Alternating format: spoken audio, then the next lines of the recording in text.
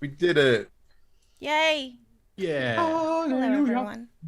Hello. Hello. All right. We are, in fact, live. Excellent.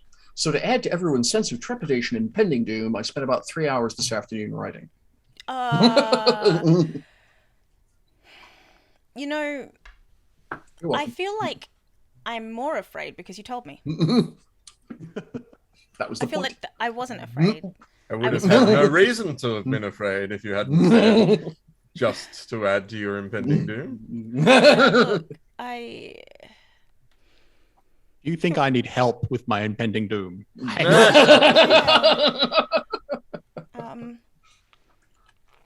Yeah. We will have a Danny, hopefully. Yep. Yes. Just not yet. You'll get a Danny if you're lucky. Yes. You're well behaved. If you're well behaved. And It's you not a eat your criteria for salmon, Danny. Jamie, then you can have some Danny as a I treat. Finish do your believe in salmon. Danny. I do believe in Danny. I believe in Danny's.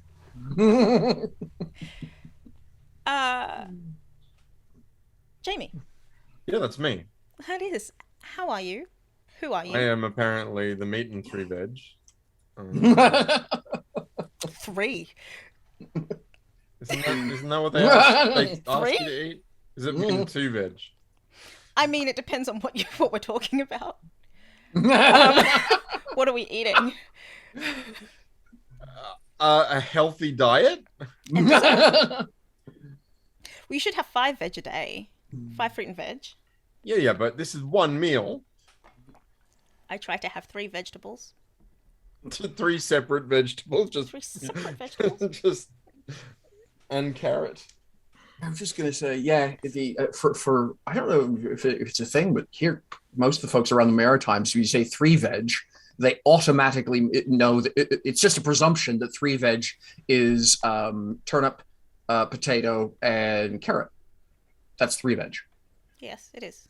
It is usually interesting, like what What? are the core 3 vegetables where in the different areas. So you get like Oh, and the other thing is when we say turnip, we don't mean turnip. We mean American rutabaga. I don't know what a But we rutabaga. call it. I don't know what either of those I don't things know what a are. rutabaga is. You don't I mean, know I know you the can get words. Turnips. You Yeah, can get turnip. From the supermarket here, turnips. Well, they're actually technically different Have plants. you ever eaten one?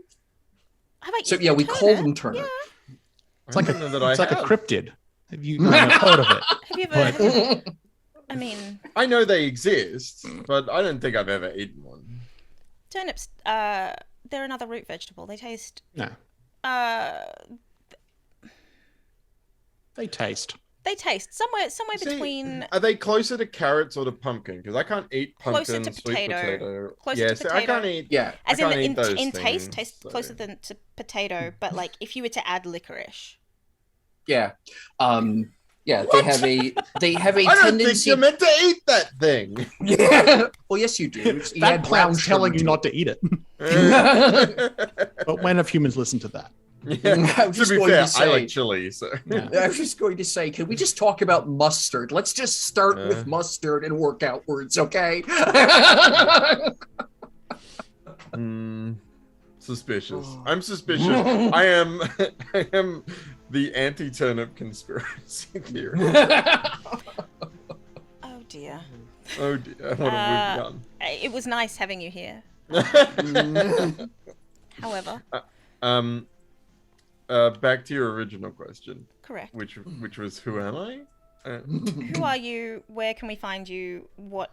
I mean, I'm not going to ask you if you like turnips now, so Yeah. that's one question solved, I guess. Thank goodness for that. Wouldn't want to think you were part of Big Turnip. I'm. Say your piece and be done. I'm Jamie. You can find me on Twitter at Muffin Manifesto or on my website jamie-collett.com, or you can find some of the plays I've directed in the last couple of years on streamshakespeare.com. Thank you. Sam. Hi. Hi, I'm Sam. I'm a voice actor and performer. You can find me on Twitter at _RealStudyP. Currently rehearsing for a show, but it's a piece of theater, and so you can't see it unless you're in the area. Oh. Also, it's also not for months, so that is but with travel being as it is.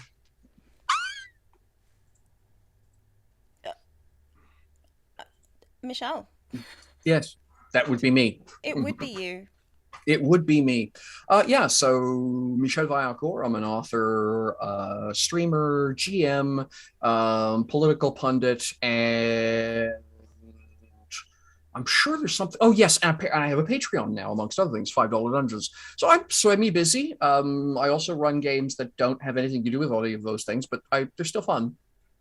And yeah, right now things are kind of weirdish. So all of the things that were supposed to have been done by June didn't get done before. Well, then they got postponed to July, which then became August when I wasn't looking. And now we're September somehow. So I guess the things that were supposed to happen in June will be happening in October, but that's okay. We'll try and get them done by then.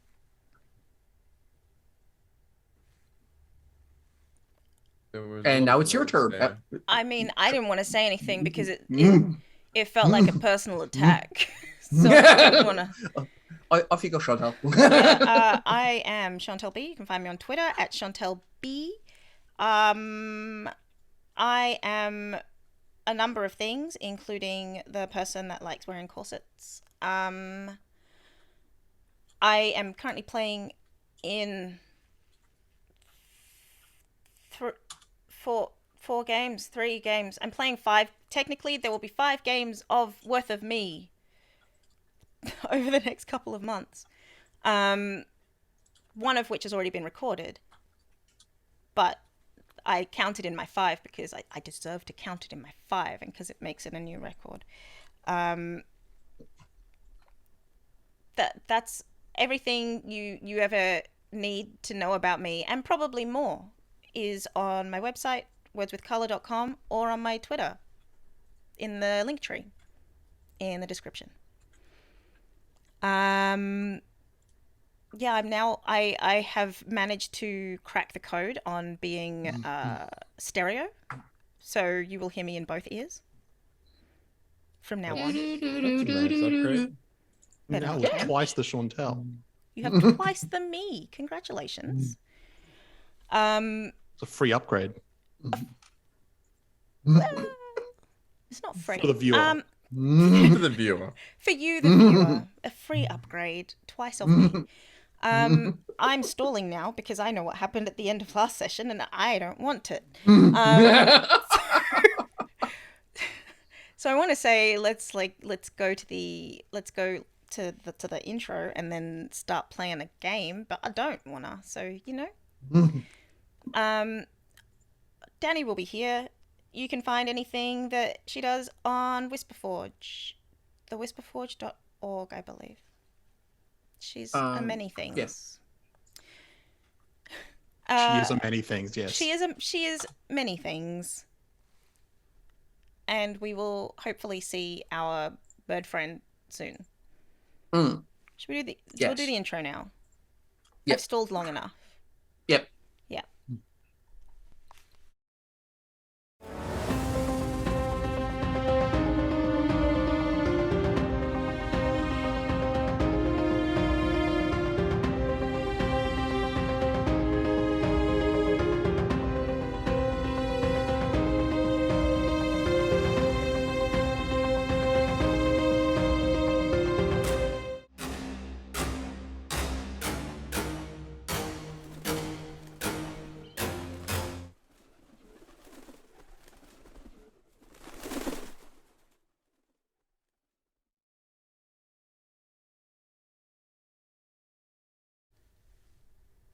Here we are.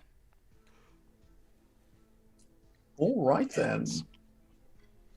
So yeah, when last we left our heroes. Now here's the problem: is that one of those 2 heroes is currently offline. Jamie, do you want to try and carry that scene by yourself, or do you want to wait to see if Danny comes back online? You gotta remind me. It's been a week. been two. It's been two. It's been two. So, so the last thing that essentially happened is we closed off with you having seen that Thieves Can't graffiti, which said who judges my merits. And then in the process, as you were explaining to Kazra what was going on, and that it was essentially a code, and you were very particularly interested in the fact that, as I said, it was written in the tourist equivalent or the middleman equivalent of Thieves Can't. For those people who need to know enough about how to speak it but don't get to know the whole story, if you will, that you realize that one of the children who had been playing jump rope across the street, because you automatically notice things like this because your keen perceptions and your sense of what constitutes a crime in progress, if you will, realized that one of the children had been spending an awful lot of time watching you and Kazra as you were inspecting the handiwork on the wall. And that's where we had left off. Oh.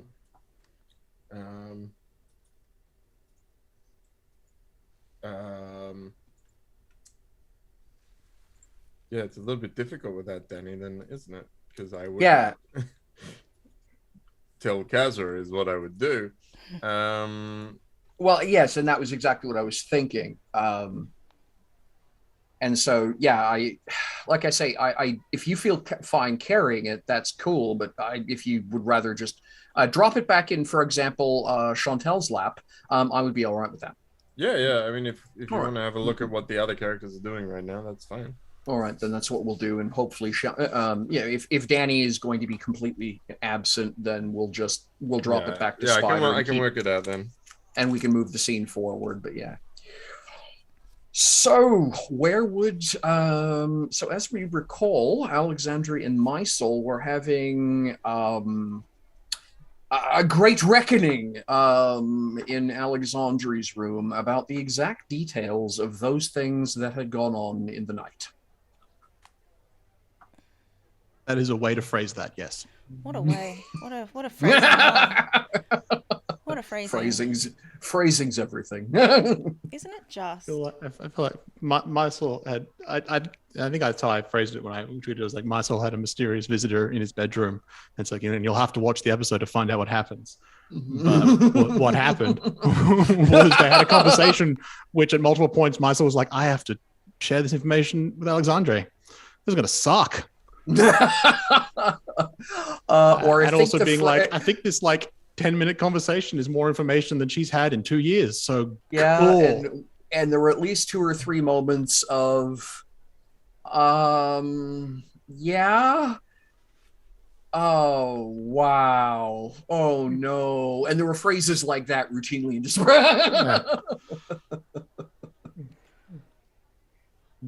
and trying to explain that to the, I guess, zealot who had been raised from birth to understand a bunch of this stuff, being like, you need to conceptualize. This is a big deal. This is all new information. But what if not a big deal though? I mean, you can sure. What if instead of a big deal, it's not? What if we just pretend it didn't happen? Well, that was definitely my question. Is it not a big deal because you don't think it's a big deal, or is it not a big deal because we'd rather not deal with it being a big deal? Almost definitely the second one. Yeah. Yeah. But I can imagine that after all that, there is probably a pause in the conversation where they're both just sort of, I guess, having a chance to process that information. Yeah. The reason, by the way, that Kaz and Spider are elsewhere is essentially because what they had been told by Mysol was, if anybody else hears what I'm going to tell Alexandre, the Claws in the Dark will just murder them to ensure they're quiet. At which point, Spider and Kaz said, you know something? It'd be an excellent time to go for a walk. That sounds about right. I mean, it wasn't quite that, but it was essentially implicitly that.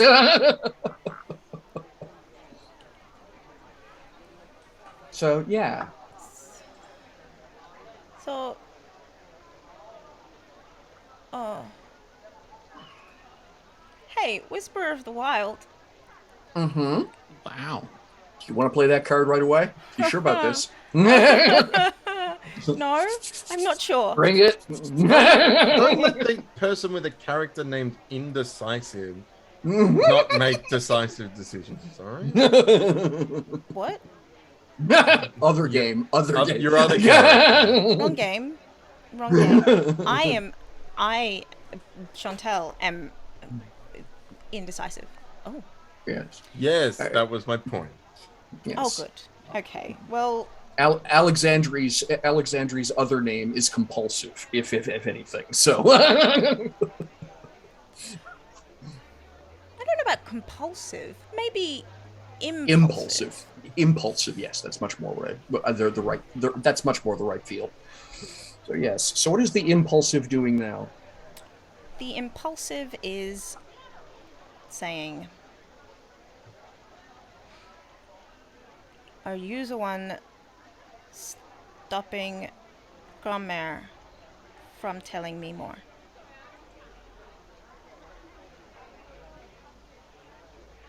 No. Is the answer you will get. That's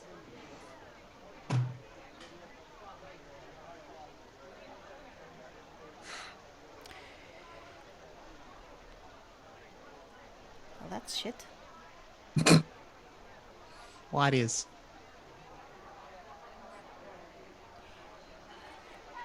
It's not La Chanson stopping Grand-mère from telling me things.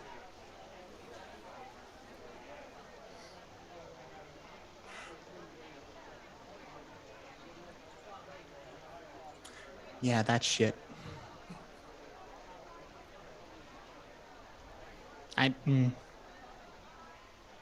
So, Good to know, though. who did she make a contract with?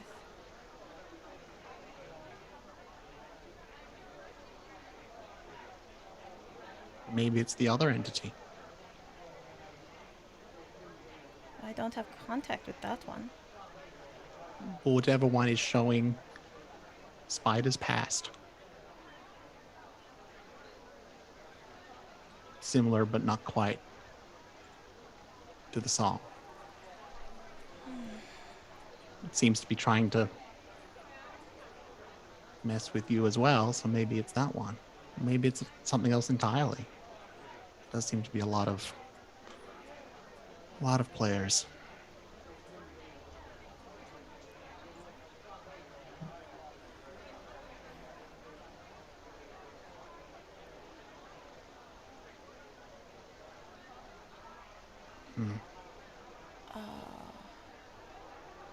Well,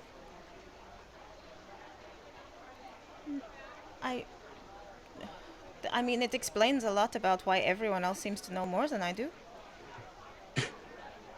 If La Chanson can tell everyone else but not me, then that makes sense, right? Everyone else knows stuff. I mean, assuming it's the song telling other people and not someone else telling other people. But where else would they get the information except from La Chanson? La Chanson has to tell someone.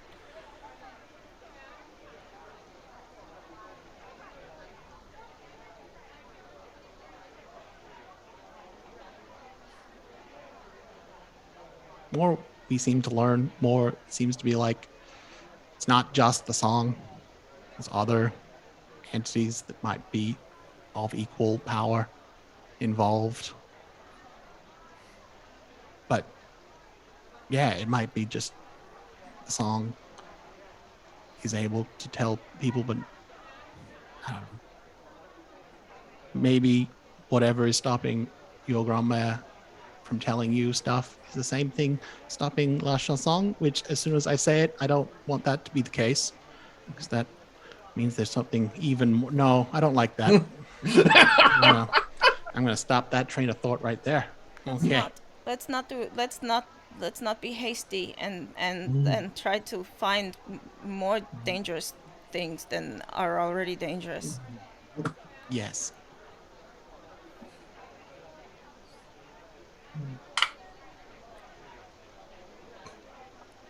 I don't know what to do now.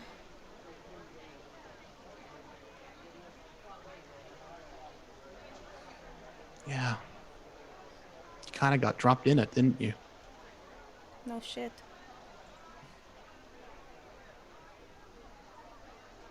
No.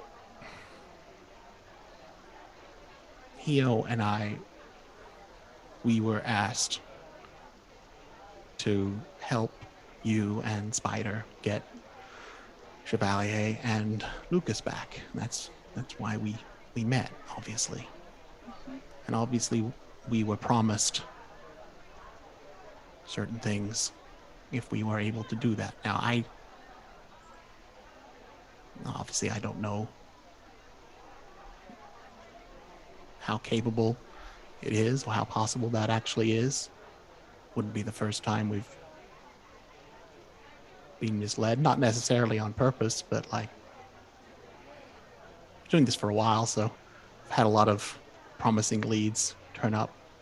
That's not important. What I'm I think it's going to ask me to kill you, if that's what you mean. maybe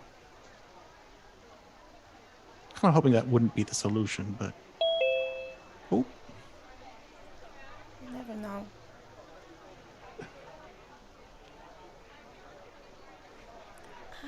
hey. Look, we have a small Danny.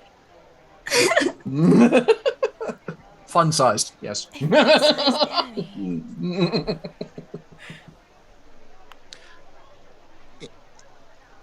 My point. We can that's certainly a bridge we can cross. Like I said, if that's the solution, that's the solution. But what I wanted to say was, obviously we were here because we were promised something for a certain task, but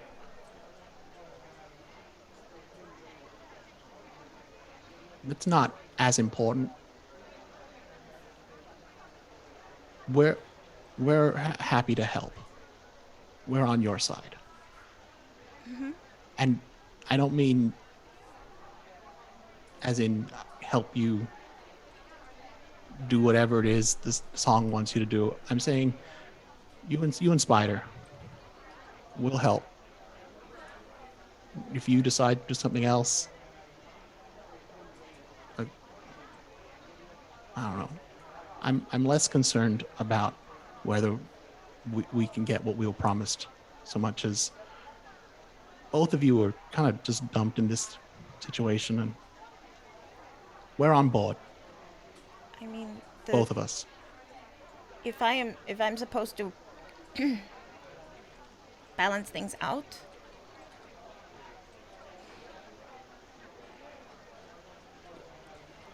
you aren't supposed to be here. Yeah. Or hell, Spider is ticking. Guess it depends if that counts as something that's unbalancing things. And the full 60 are not supposed to be here either. That has nothing to do with you. You're not here. Shh. What makes you say that? They're they came from another plane. Well, that doesn't mean they're not supposed to be here now. It just means Okay. they weren't. They came from somewhere else. Well, then they're And arguably, I realize, like I know that Hio and my situation is somewhat unique, and that we're not supposed to be here, but in one sense, but in another sense, perhaps we are supposed to be here. no. No, you're not. Yeah, I know. I just That's that. That idea works a lot better for Spider than it does me. It's No, it also did. You're ticking. That's not right. oh, I'm not saying it's right. Then why are you saying you're not? What?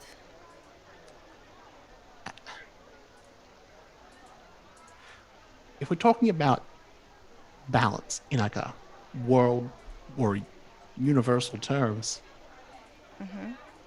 that scope is huge. And with Spider, we're talking about the actual concept of fate and time stepping in. That's working on a level so far beyond us that to try and speculate as to why it happened is almost pointless. No, I think that's exactly what I'm supposed to do. I think that might be my job, that I'm supposed to do that. Sure. And I'm saying, but it might be, Okay. might not be. And we can't know until we're there.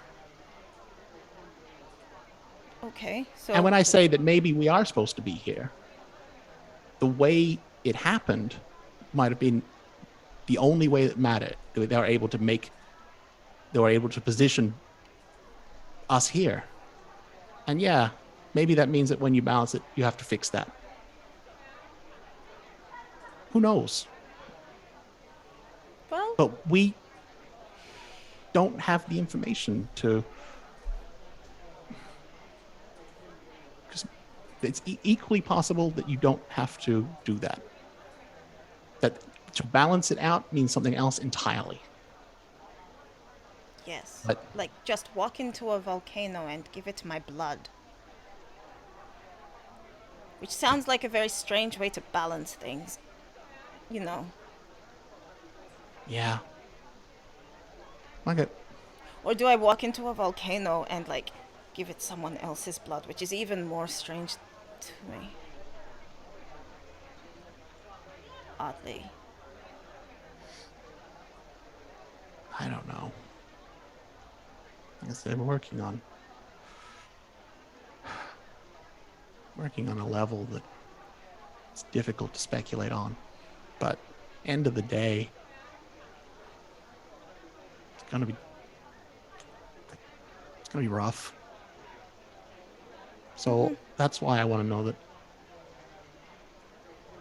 I want me to support you, not what other people want. What you want. And if that is fulfilling this grand destiny, sure. But if it's something else, well, that's okay too. I mean, maybe don't join the Priestess of Slaughter. That probably won't be great. Being awfully judgmental, aren't you? Yes. What? I don't know what.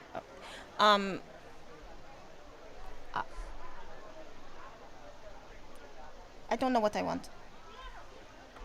That's okay. Okay. How do you support not knowing what, so you just support me not knowing what I want? Yeah. I just support you. And I How support do you Spider. put that on a banner? I don't need a banner. Indecision. And we're back. If what you want is just... if you end up just wanting space to figure things out, then we can try and arrange that. We can make it happen. I don't know if we have time for that. Fuck them. No. Like, yeah, there's a lot of people telling you to do a lot of things. End of the day, it's up to you.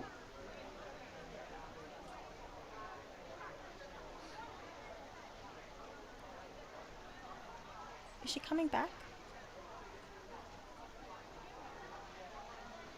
Which she? The Shagalza. Probably. I think she wants to check on some things. I think she was surprised some of what I said, as much as I was surprised by what she said. And so I think she has to reassess some things. I think for now, we're on the same side. I think they're always going to be on your side to an extent. Like, they're not going to make you do something. They're going to clear the way. It's just the way they do that is final.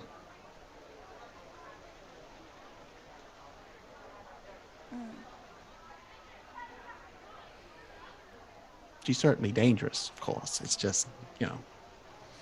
Did she put the spell on my window? I don't know if it would be her specifically. I don't know how much magic she personally has access to, but the group certainly has access and people that are proficient. So someone within that could have done something, but I don't know.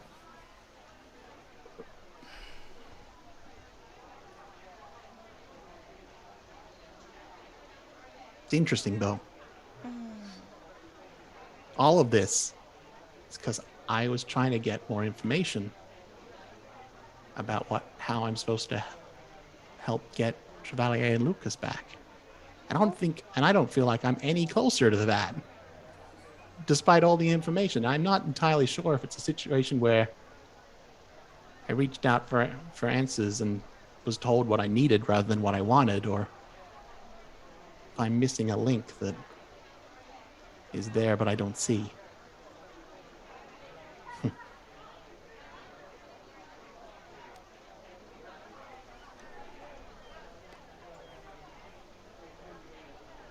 I want candy. Yeah. I'm sure we can find something.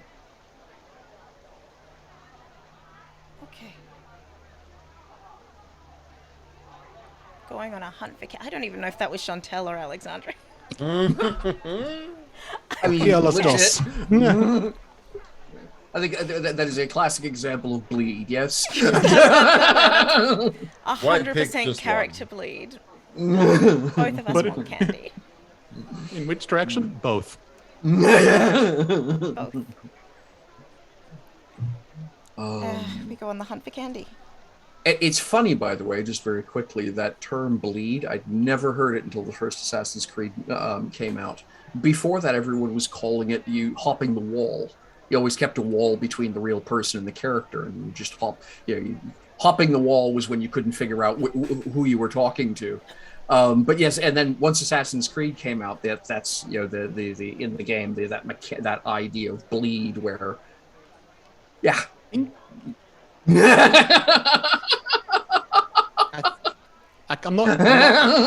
I could be wrong, but I feel like it came from like the Nordic LARP scene.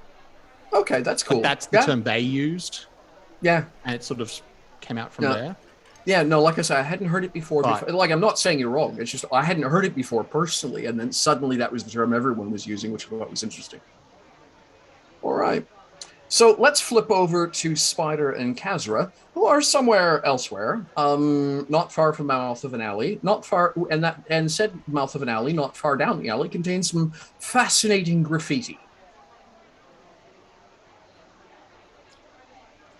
Kazra, that child over there, don't look, but one of the ones playing jump rope has been watching us rather intently. I feel like we might need to have a conversation with them.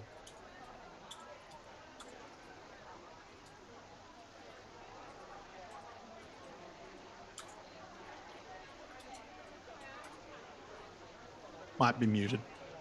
Yeah, Danny, I can't hear you if you... No, I'll tell you this. I do not make it a habit of going around having conversations with strange humanoid children. My new and budding friendship with Mysel has changed that. But Let me ask you this, since it seems like you're pretty able to look, and I can't, conspicuousness wise. Does it look like a real child? As opposed to. Don't make me say it. You think it's an unreal child? Spider. Stritch, scritch, stitch, stitch, sketch. Switch.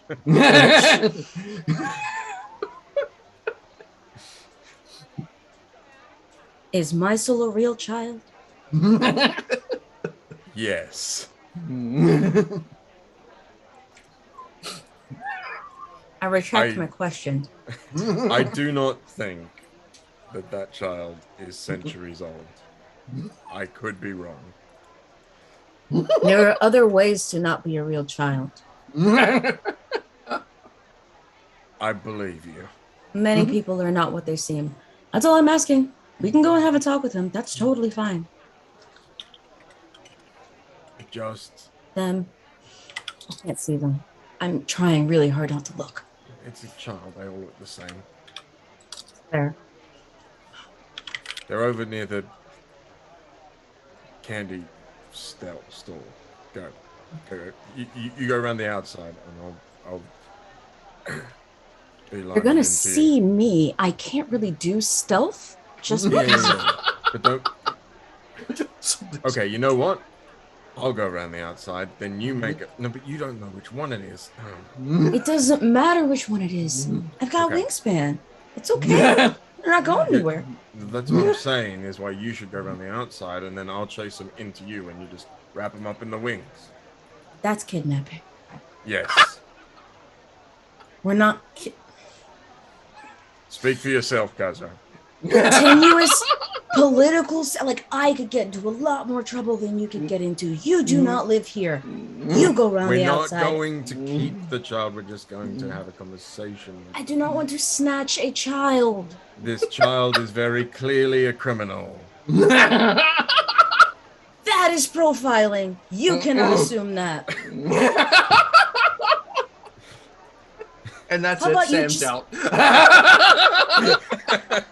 How about you just tell me which kid it is to distinguish it somehow?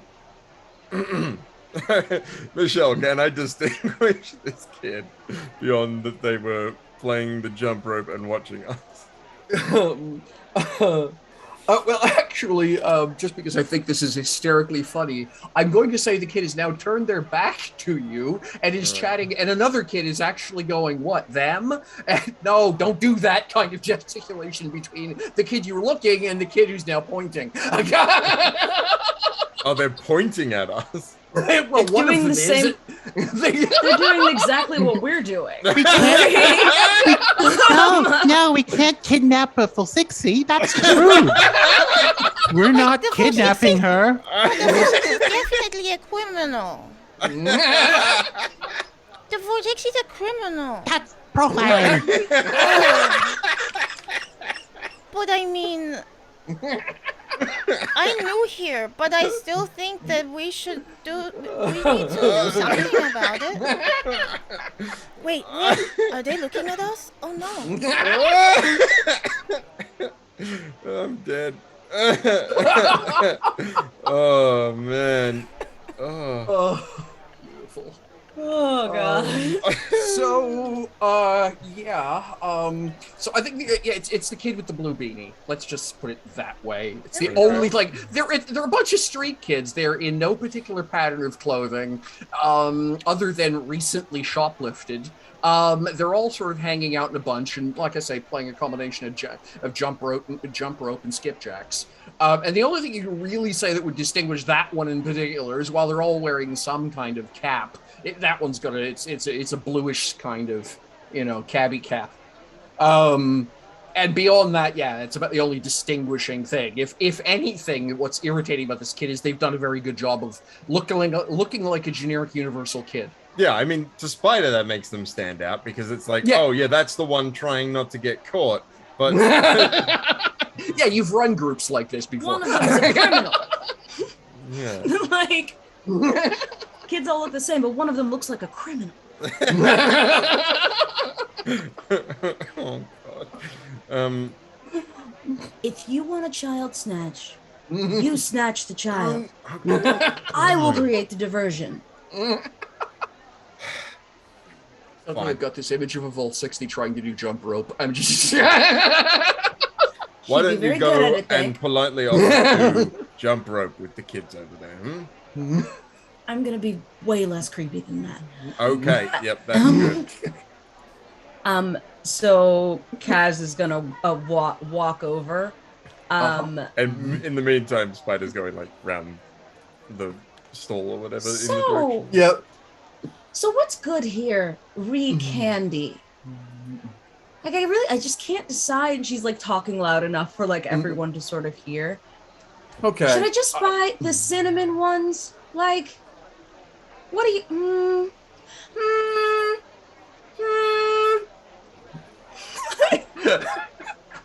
Excellent question, Sam. I don't follow it either, but we're good. We're good. We're having fun. I'm sure there'll be no negative ramifications of this. So at which point one of the kids is going to fall for the bait. Oh no, lady, don't. Whatever you do, don't get the cinnamon ones. The old guy's a cheapskate with the cinnamon. The raisins, okay. though, he's got lots of those, and anything that's got some of the what's the stuff that makes your tongue curl sideways? Somebody rolls their eyes. Anise, you idiot. Right, the anisey. The anisey. I don't know if I want my tongue to curl sideways. Do you have anything that's like a blueberry or something? I'm just going to say, at which point the old fellow who kind of looks like Mr. Hooper from Sesame Street comes thump, thump, thump, thump, thump. And what are you bad mouthing? I do not cut the. Oh, get away from the front of my. Oh, excuse me, miss, please, just a moment. You away from the front of me. Chasing kids around with the broom. And she kind of like extends her wings out a little bit. And she's like, no. I want. There was this candy I had once. It was like the color of that blueberry, like that weird kid's hat. And she says "weird kid" loud enough for the kid to hear. At which point the kid kind of looks at his hat, kind of goes, "The weird kid, and doesn't quite start moonwalking off the edge of the camera frame, but it certainly feels that way." And as everyone looks away from the kid, back to Kazra making loud decisions over candy. This is when Spider like drops the hand on the kid's shoulder. You know what? I changed my mind. I'm just gonna say, the kid pauses for a moment, looks at you, looks at Kazra, looks at you, looks at Kazra, and says, "But I paid you the protection money already!" And he screams it at the top of his lungs. Whoa! I don't know. Calm down. And he bolts. Are you chasing the screaming kid through the city street or not? I mean, the idea of putting a hand on his shoulder is I can just grab him before he Yeah, sure. I'm just going to say, I tell you what, he's a little bit slippery, Yeah. but you've got but I'll give you an advantage. I do want to see if it turns into a chase just for the giggles of it. So let's see here. Child greased up. Aren't they all? They're all greased up. They're all babe. greased up. By slippery, I mean he's very, very adept at avoiding. I see. Spider has seen this sort of thing before. Let's do it this way. He's a kid that is extremely good at not being there when the constabulary does the arm grab. Yeah. How did you wind up over there?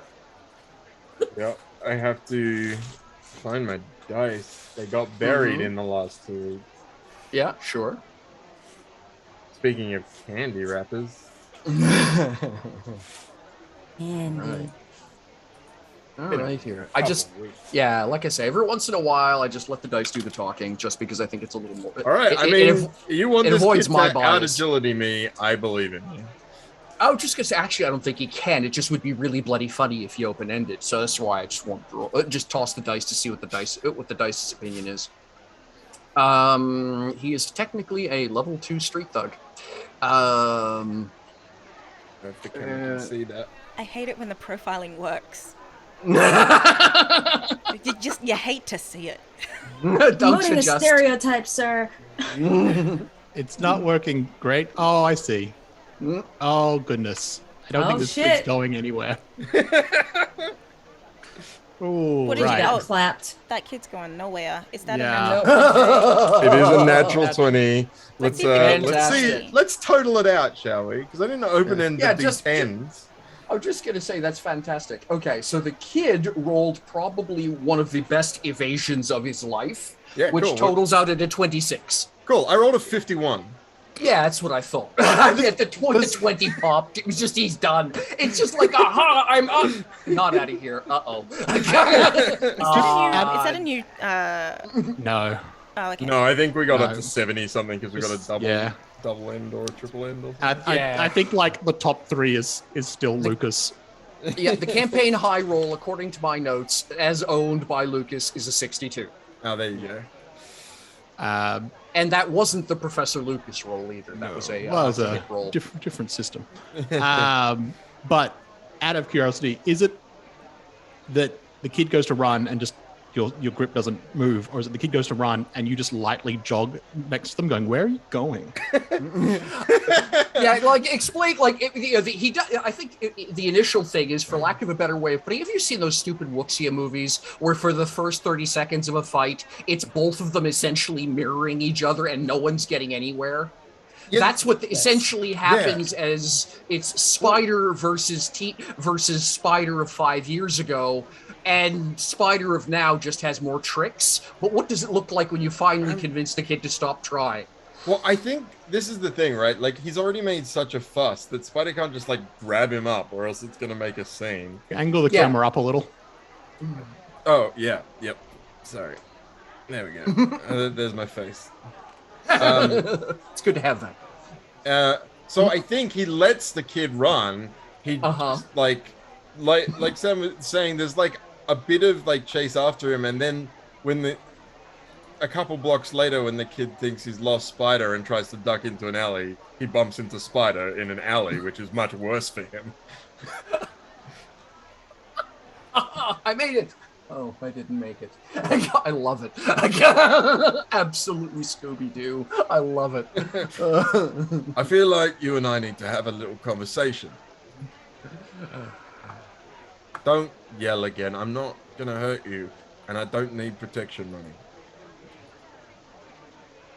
Well, that was just to make sure everyone, just in case you were an idiot, we're just going to say, oh crap, I don't want any of that. He kind of looks like he's just kind of giving you this side eye because he's no idea how you got there. Like he just blew every cool trick he knows. Haha, I'm safe. How did you get here? So he's just got that get thing going on.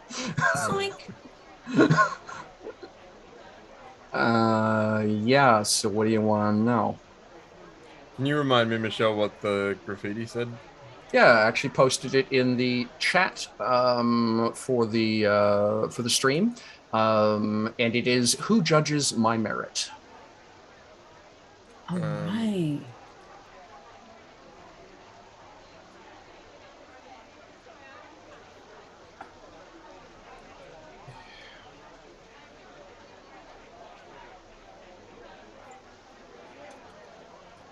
Yeah, so I think Switch says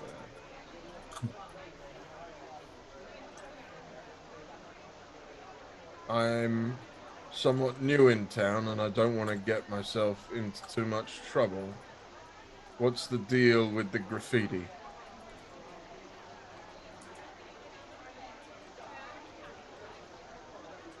That's it. That's all this is about. Well, He kind of looks at you and just, looked like the kind who'd be working for the Gavernoi. Okay. It's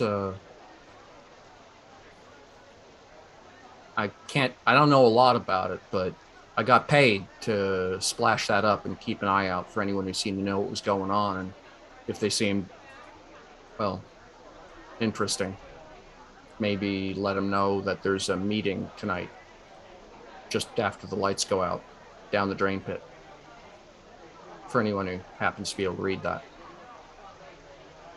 I see. Just any old idiot who can decipher a simple code. Around here, most of the idiots wind up in two places. Half of those are floating out the far end of the drain pit, so it doesn't count. The other half, usually they're not idiots. Or at least that's what Buzzo told me. So, and yeah, he's making sure I get fed, so I do what it told. And this meeting's, you don't know. Don't know a thing about it. Just that I'm supposed to, just that I'm supposed to put the message up over there, and if any of the Gavernoy's goons go by and paint over it, wait for him to leave and put it back up again. You're a good kid. And I mean, Spider just like flicks him a coin that's probably worth like a decent amount of $10. Yeah.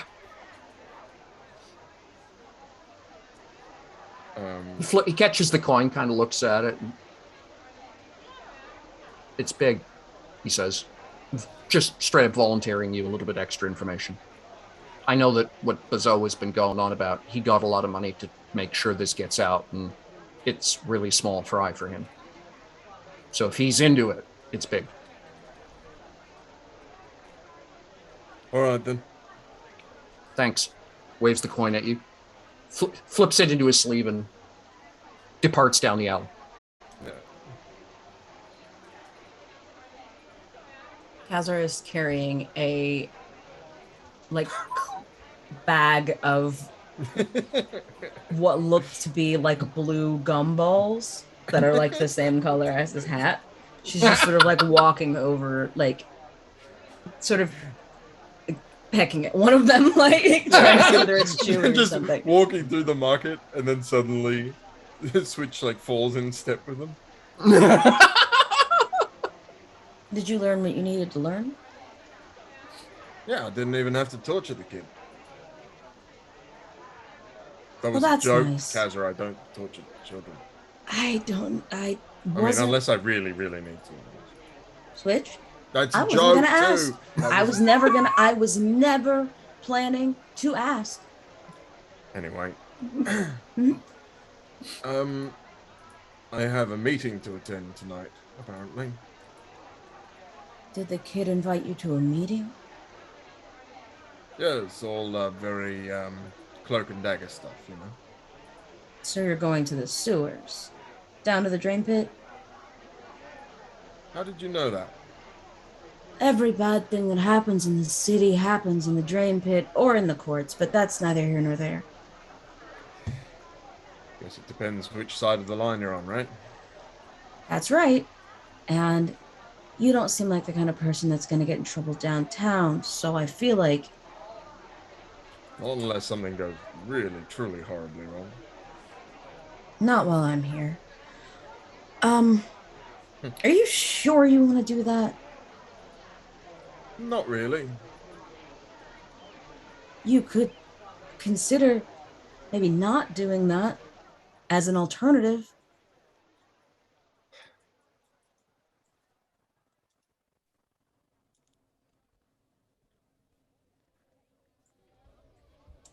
I will take your valuable advice on board when I make my decision. Not even advice, just a suggestion. Do whatever you feel like you need to do. Do you And- know what advice is, Catherine? Distinct from me casually saying that you could make a different decision. I am not advising you on which decision to make. That is not my job. Okay. You're gonna come with me, though. Oh, no, here's the thing. No, hey, Spider, you have some other friends that are... You think Alexander's gonna go down in a sewer? Correct. Someone has to look out for them while you make bad decisions, potentially. I can't fly if there's a... I don't do well in enclosed spaces. I guess I could take here. That'd make an interesting statement. Kazra kind of like puts the gumball back in the bag. She's like,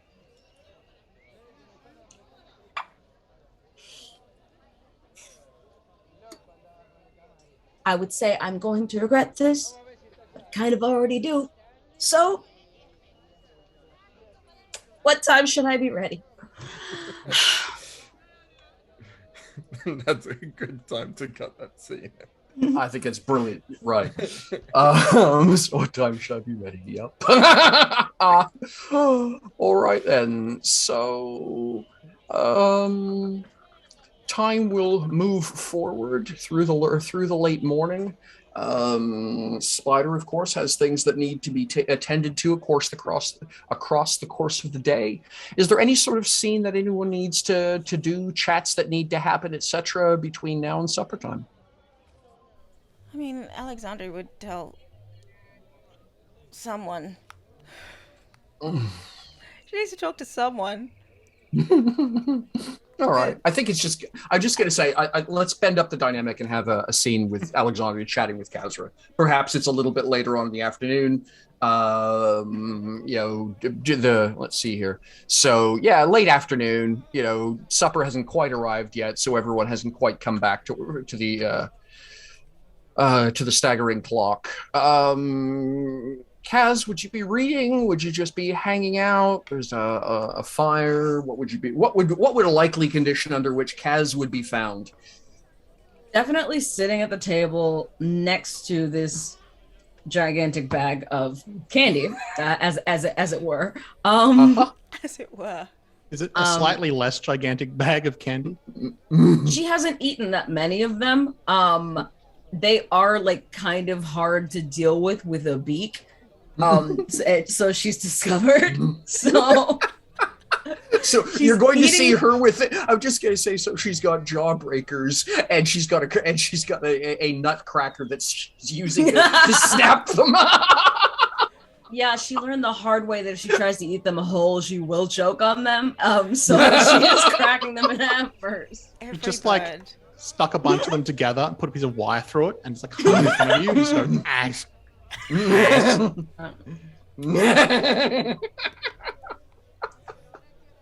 Like corn on the cob, but awful. Awful. But awful. Yeah. Unless it's tasty. But no, she's reading.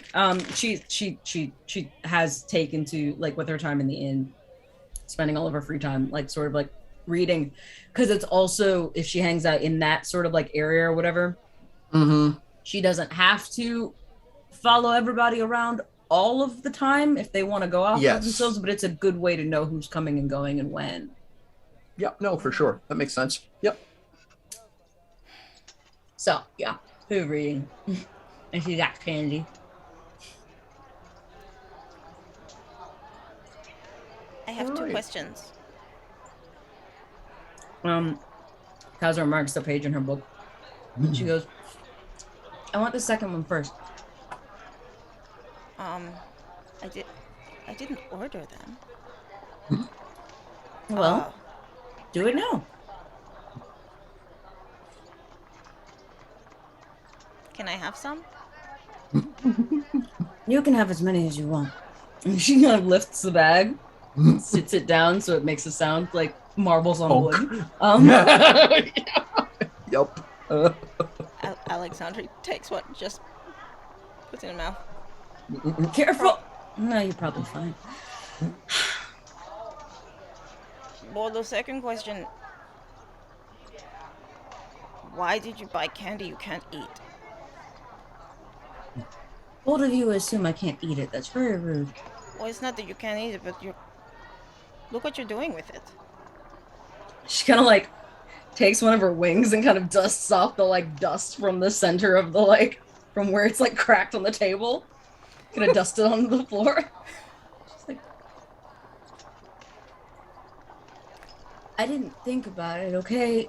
A spider made me be a distraction, and I said some things, and I got roped into buying some candy. I didn't want to be rude, so... Why, what did you roped into being a distraction. You wanted me to kidnap a child.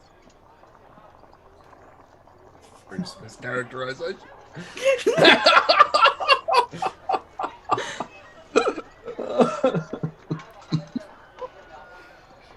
Okay. See? You don't look surprised. No, I've seen Spider do some strange things. That's right. And that was as far as I was willing to look into it. So Didn't torture now the I child, have. did he? No, he came back and said that you didn't have to torture the child. And I was glad for that, even though he said he was joking. Me too. I'm glad. Does he do that often? Which part? Oh, never mind. That was a question. I just remembered my rule about questions. Oh, okay. So what kind of trouble have you been getting into today? Oh, none. Huh. You know what? I realized after I said that, that was a question too. I'm learning that I'm pretty inquisitive by nature. I have to work on that. I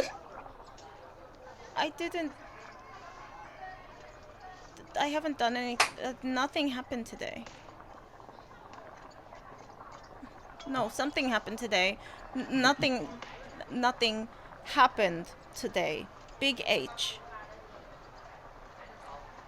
I just Kazra is learned a just lot. tilting her head in the way that birds do. Just learned a whole lot. so something did happen. Not physically, just.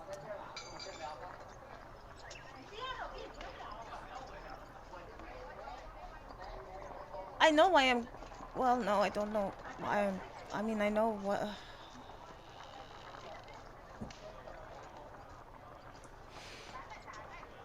She leans in. I'm not a priestess. Yeah. So. I'm a blood bearer.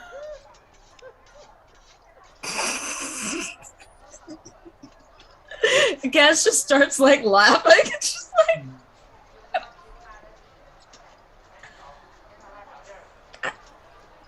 I mean, you all have blood, right?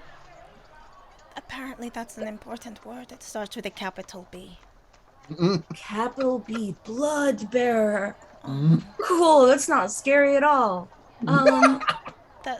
That was. Oh no. Poof goes the Kazra. Poof goes the cat. That's scary. Well, My beard. We can go to a break. I was just gonna say, let's hit that break button and give her a chance to get herself back here. Yes. Break.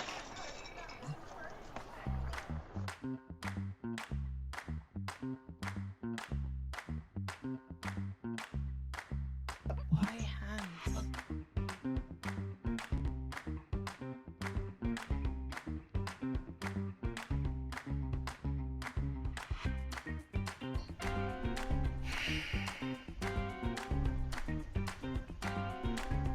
Have you considered that you might like a disguise that doesn't involve being wrapped up in veils? Yes. Will you let me do your makeup? No.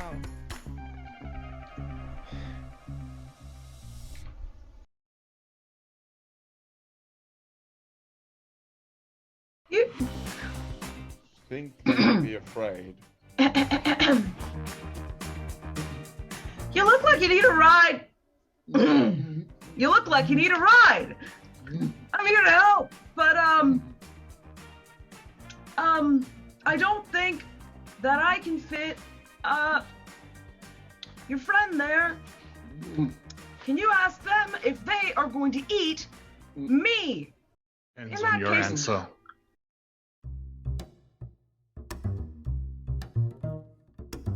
My name is Michel Vaillancourt. I'm the games master and storyteller for Unlawful Disorder.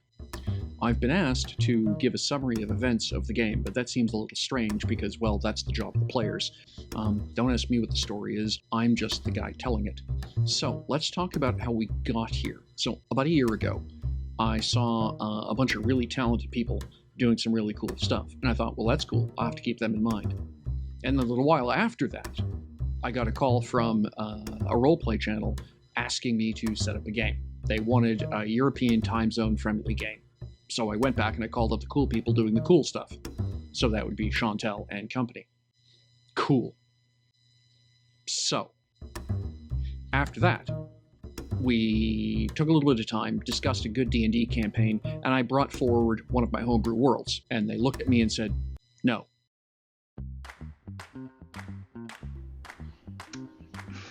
You're sure he's not gonna eat me? He's not gonna eat you.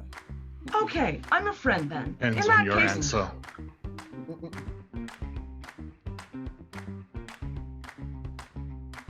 It's not the name that's on the bounty, and that's all that matters to me. Okay.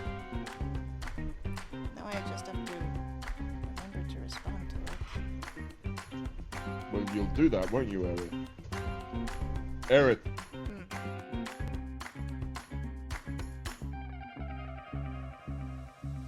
Are you going to eat them?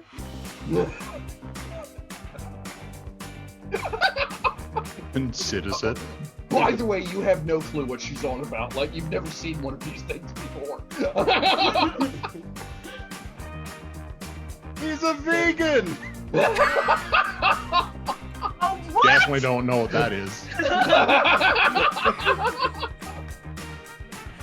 I don't care what he is. He's got big teeth. You do have big teeth. Not incorrect. Theo's grasp of the trade tongue is Oh, body. do you? Oh, do you? What do you eat them?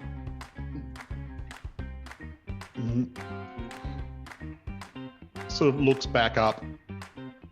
I will not consume that person. Could you be a little more generic and just say you're not going to consume anyone in the city as well?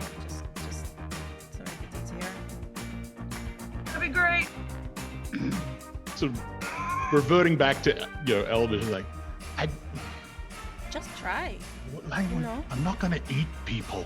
I know you're not going to eat people. Language is hard. I know. Just say it the way I'm telling you to say it. I'm not going to eat the city. I'm not gonna eat the city. Yes. Not gonna eat the city. Yes. I'm not gonna eat the city. Sandra. Sandra. Mental image got too funny.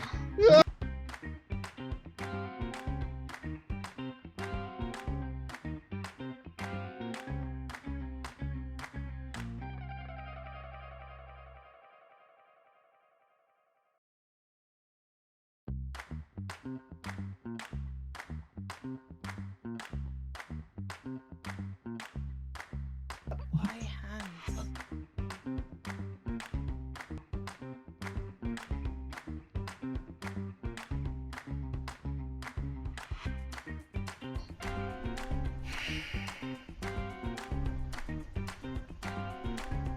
Have you considered that you might like a disguise that doesn't involve being wrapped up in veils? Yes. Will you let me do your makeup? No.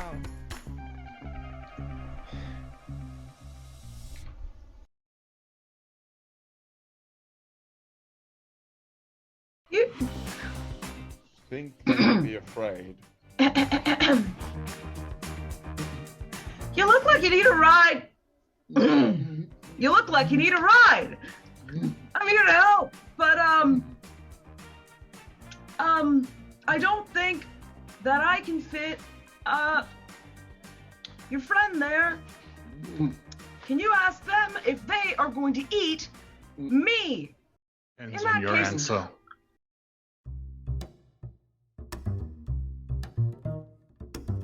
My name is Michel Vaillancourt. I'm the games master and storyteller for Unlawful Disorder. I've been asked to give a summary of events of the game, but that seems a little strange because, well, that's the job of the players. Don't ask me what the story is, I'm just the guy telling it. So, let's talk about how we got here. So, about a year ago, I saw a bunch of really talented people doing some really cool stuff. And I thought, well, that's cool. I'll have to keep them in mind. And a little while after that, I got a call from a roleplay channel asking me to set up a game. They wanted a European time zone friendly game. So I went back and I called up the cool people doing the cool stuff. So that would be Chantel and company. Cool.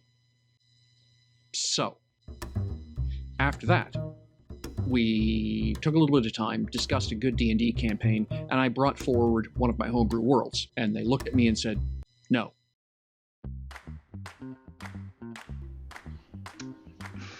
You're sure he's not gonna eat me? He's not gonna eat you. Okay, I'm a friend then. Depends In on that your case, answer.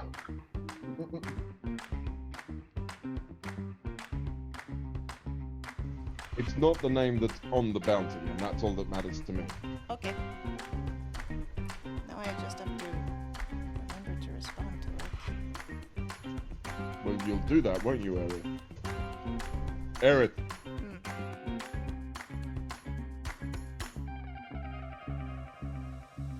Are you going to eat them?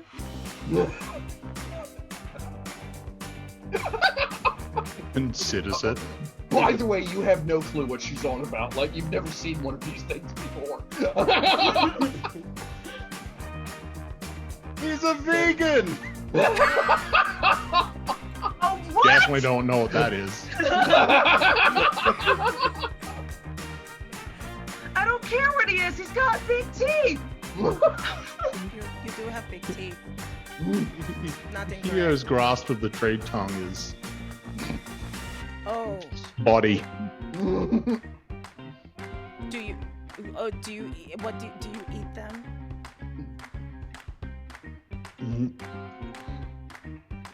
Sort of looks back up. I will not consume that person. Could you be a little more generic and just say you're not going to consume anyone in the city as well? Just to make it easier. That'd be great. So reverting back to Elvish, like Just try. what language? know? I'm not gonna eat people. I know you're not going to eat people. Language is hard. I know. Just say it the way I'm telling you to say it. I'm not going to eat the city. I'm not going to eat the city. Yes. Yes. I'm not gonna eat the city. Sandra. Just Sandra. mental image got too funny.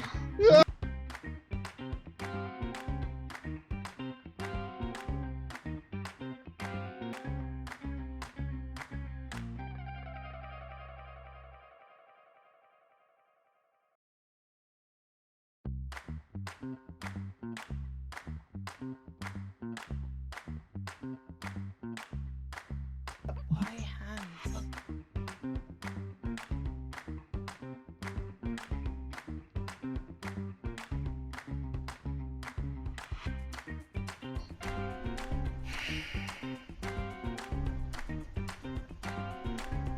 Have you considered that you might like a disguise that doesn't involve being wrapped up in veils? Yes. Will you let me do your makeup? No.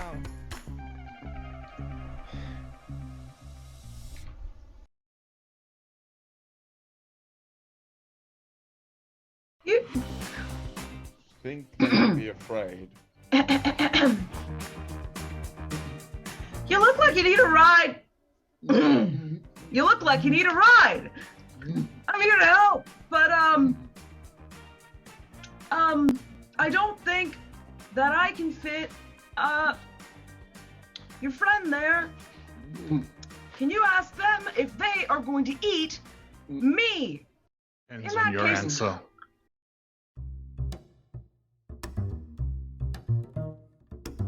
My name is Michel Vaillancourt. I'm the games master and storyteller for Unlawful Disorder.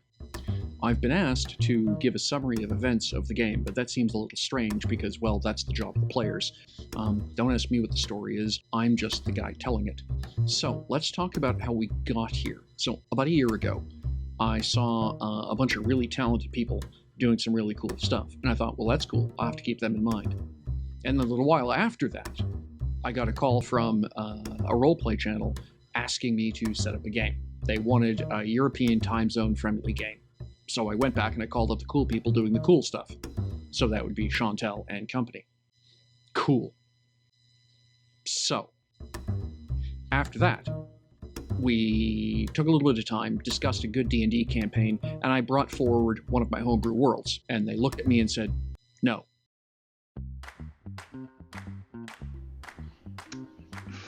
You're sure he's not gonna eat me? He's not gonna eat you. Okay, I'm a friend then. Depends In on that your case, answer.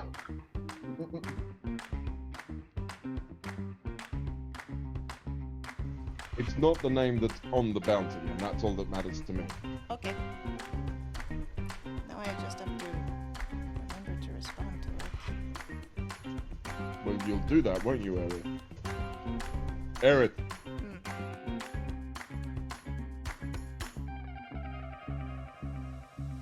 Are you going to eat them?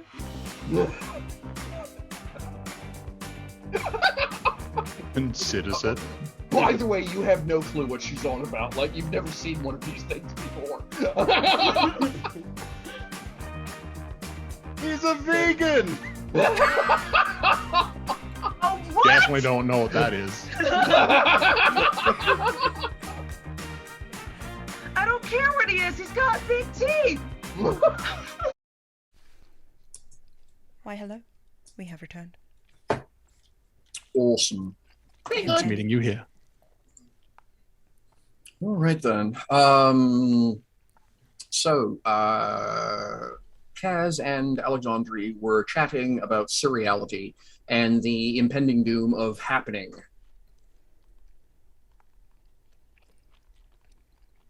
Yes. Oh, yeah. So you're a blood bearer. Capital B. Mhm.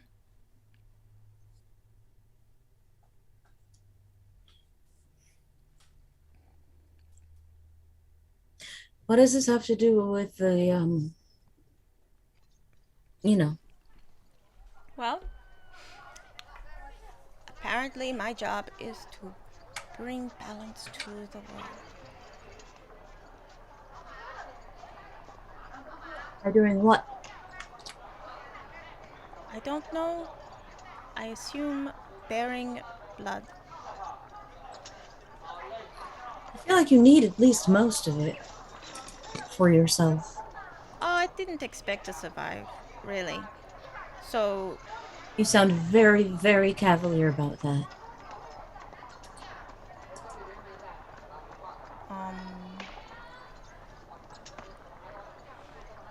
You're not even the first person in your group that has sounded cavalier about that particular sentence.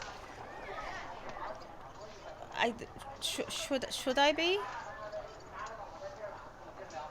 Cavalier? No. No, the opposite. Should I? Because, if I panic, I can't do the thing. Does the thing need doing? Apparently. According to? Longcon? And a sentient song in my head? And There are many legends over and across many cultures and many dimensions for that matter. Not every single one can be true at the same time. why not?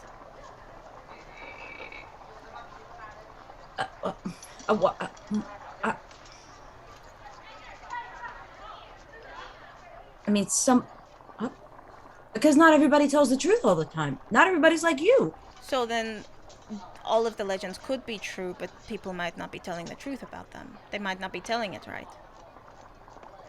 Well, that kind of makes it not true. If you say a true thing the wrong way, it becomes a not true thing. Right. But what I mean is the thing that it came from is still true. Sure, but we're not talking about that thing anymore. It's like a big cosmic game of telephone. The point is, you're gambling based on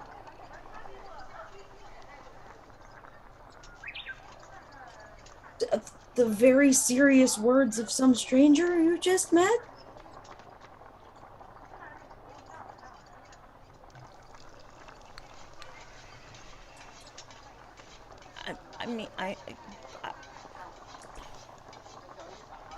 I have been doing that since I left home.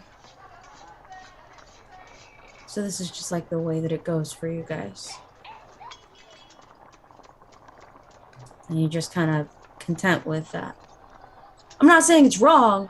I'm just trying to get a gauge on what you guys, like, I guess, value. Because it's clearly not your own lives. Or I value it very highly, and I'm maybe willing to give it. I guess.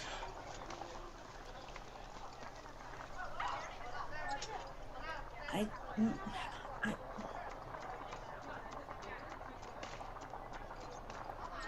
don't come from a place where you do people a whole lot of good if you're not around.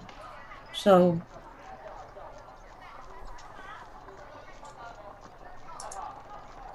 I don't really understand, but I can't stop you, that's for sure. I don't even know if I can stop me. You know, that part surprises me a little bit less, I gotta say. You seem pretty certain. So I'm gonna... About what you're willing to do and for what reasons. No. Not at all. I'm telling you what I know. I'm not telling you what I think about it. What's the difference? One of them is information, the other one is a whole lot of thoughts. Well, we just talked about that. It's information, but the way you're telling me tells me what you do and don't care about. It's more about what I do and don't think I should care about. Perspective, Alexandri. Aerith. Perspective. It's important.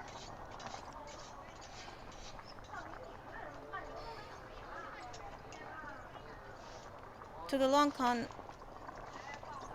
the idea of having a prophecy, destiny, fate, that sort of thing. Mm-hmm. To them, it is a choice. But the choice is go to the place and do the thing, or else very bad things happen. So not making a choice is also a choice. That's always true. Mm-hmm. That's kind of the way it always is. They're not so different. They just kind of seem... Talking about this with Spider earlier, there's a difference between advice and a suggestion, and it kind of seems like they're advising you that you should do what they want you to do, or else the consequences will be dire. What's the difference between advice and a suggestion? One is information, and the other one is a whole lot of thoughts. Oh.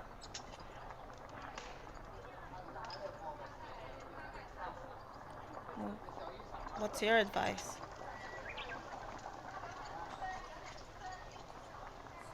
I'm trying not to give any advice because I don't want to be wrong, and you guys are the only ones I was told to make sure you didn't die, and every single one of you has told me you don't really give a shit whether or not you die or not, so that does make my job a little bit harder. I don't want to die. I just expect that I will. It seems to be the kind of resolved that people come to right before they kind of like accept it. If we're talking about stages of grief here or something, it's kind of like right before. It's like you're resigned to you like maybe dying. you don't want to die, fight back. Against what? I don't know. The universe? Maybe don't willingly walk into the fire. Oh yeah, I do wonder if I'm just going to have to like throw myself into a volcano. So that's surprisingly apt. Don't do that.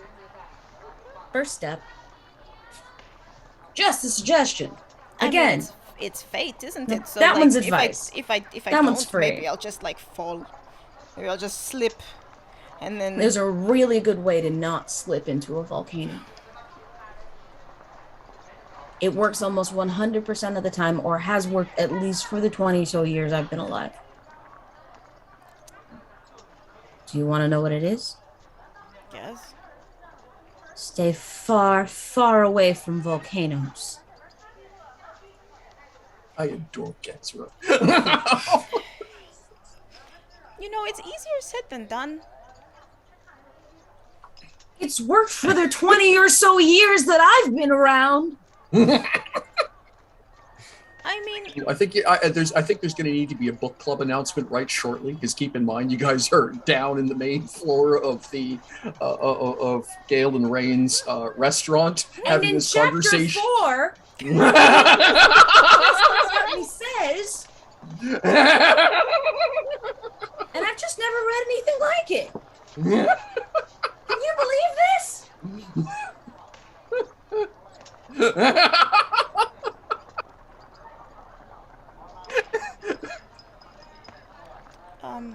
no.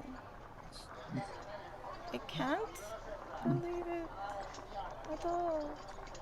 You ground dwellers, you have the weirdest books.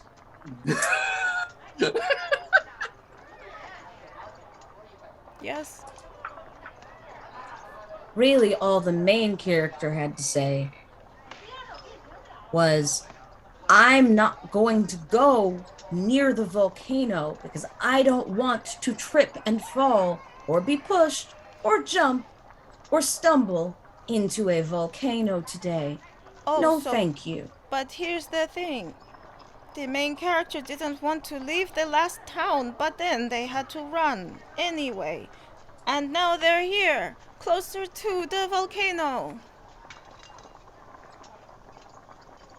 You have a choice at every crossword. This is what it says in Crossroad. This is what it says. That was the answer to my crossword earlier. Oh. That is still coincidence, neither here nor there. It is volcano. Thank you for telling me. So, chapter 5, it says right here, there's a choice at every crossroad. You can always choose to walk further away from the volcano, even if you only make it a couple of steps. Deep wisdom. From Kazra. But if I get a couple of steps away, then what if I don't know, just I don't know. Are you gonna ask me what happens if you get a couple of steps away and then they push you back a couple of steps? Because I'm gonna say the same thing. It's a weird tango, but if you really want to stay alive, that's the way to go. I'm good at the tango, I'm not good at this. Just pretend it's just a dance then. That got me here. Maybe don't do that then.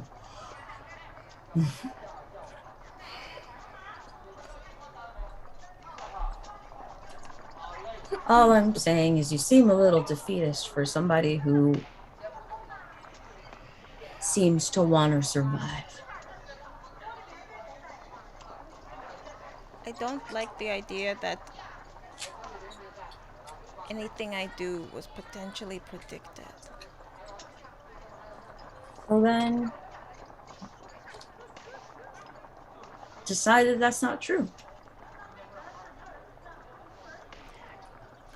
I feel like the very tall cat people or the sentient music might have something to say about that. What are you more afraid of? What? The sentient music by the cat people? Hmm?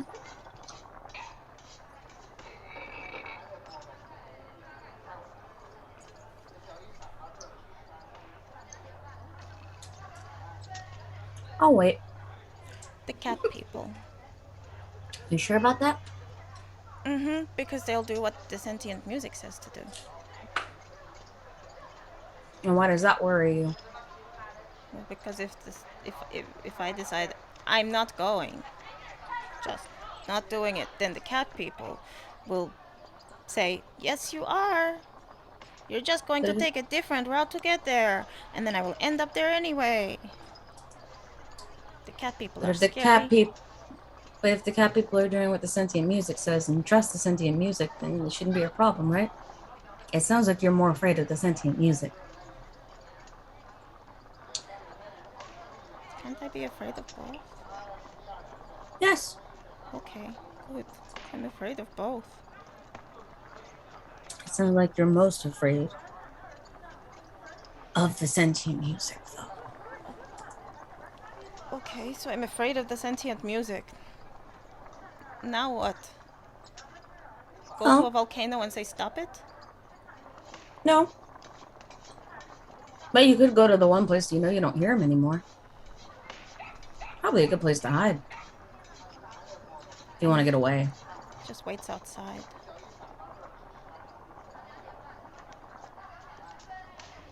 Actually, that's a very good point. Why does it wait outside? It's a very good question.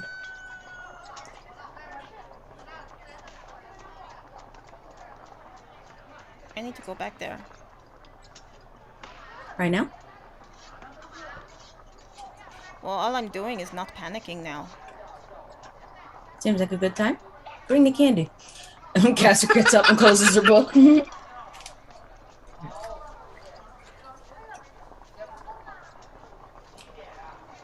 All right, so you folks truck across town back to the Temple Rise. Mm-hmm.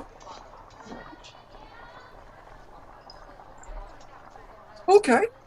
And you, any particular temple you're going to, or the Saints Rise, the Saints Rise you're going to? Is there one in particular you want to go to, or just any of them will do at this stage? Any one of them. Okay. For now. Mm-hmm. All right.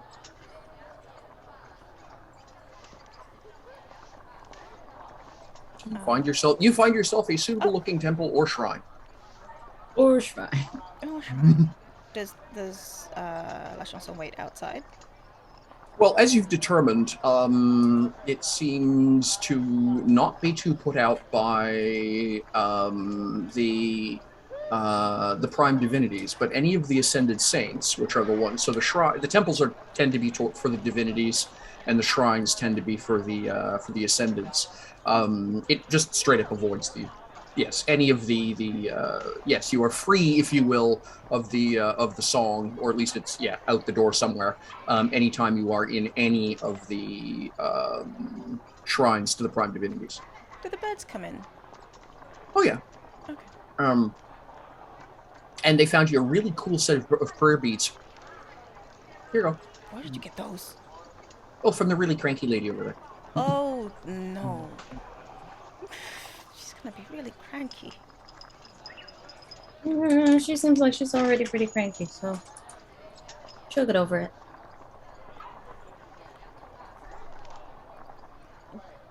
Well, she was muttering under her breath how it was really, really bad for you, for you and your friend who have come in here without prayer beads, and everyone who was actually serious about the prayer should have prayer beads. On and on. Yeah, you get the idea. Right. Should we switch over to the other two and see? Yes, that's an Switch excellent is doing, place. as it were. Yes. So you will switch to the Switch, and what switching is Switch doing? That's a good question. I've got to go to a meeting tonight, but wait. Quote, after the lights have gone out.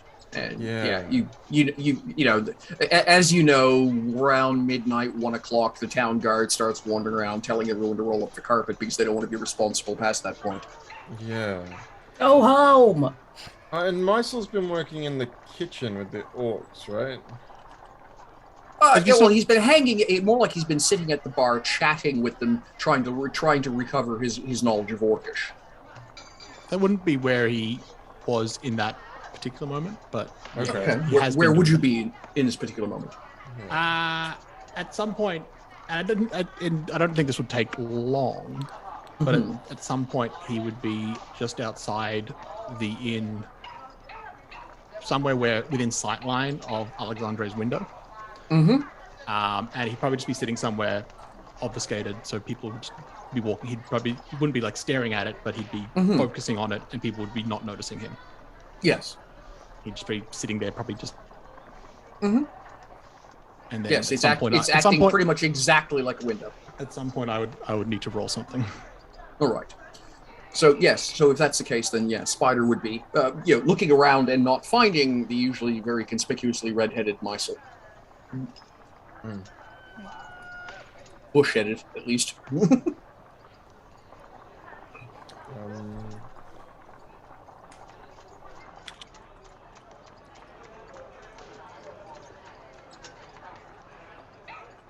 So what's the cunning plan then there, Switch? Yeah, that's a good question. I mean, the thing Switch needs to do is like setting up supply chain and whatever for when they get back, but he doesn't really know exactly what they're coming back with, so it's all yes. Yeah, it's like just like getting to know people in the right places and whatever, which is sort of what this meeting is tonight.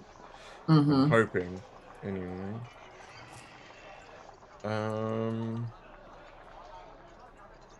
Yeah, so I think he's trying to find Meisel and like probably eventually finds him outside this window. Yeah, I was just going to say, I think it winds up just one of those things where it becomes very, very obvious to Meisel that Spider has been doing systematic orbits looking for someone and, clearly not finding him. And the only person that's really hard to find right now would be Meisel. Well, do you want me, because he's basically trying to get more information about this, what's been done to this window. Yeah, I had figured that's what you were about. Which yeah, I think would only take a minute or so in actual time. So we could do that roll, and then we can just sort of have Meisel essentially reveal himself too. So what exactly is it you're attempting to discern, I guess, is the first question before you ball it with dice. So it's basically like someone's magicked the window. Yes. And so he's been like studying it a little bit, and there's only so much you can pick up by just like knowing that it's magic. Yes. And so essentially he is trying to like tap into that sort of like in the way that he kind of perceives things by the ripples, the effect they have. He's trying to basically track back the ripples. So what you know from last week, in case it slipped the player mind, is that it is in fact two spells sitting one on top of the other. Yes, there's an illusion one is a essentially is a protection-based spell, and you were able to determine it is some sort of ward or alarm or something of that nature, which has gone around the window. And of course, because spells, have visible effects, someone then basically threw a phantasm on top of it to make the visible effect go away.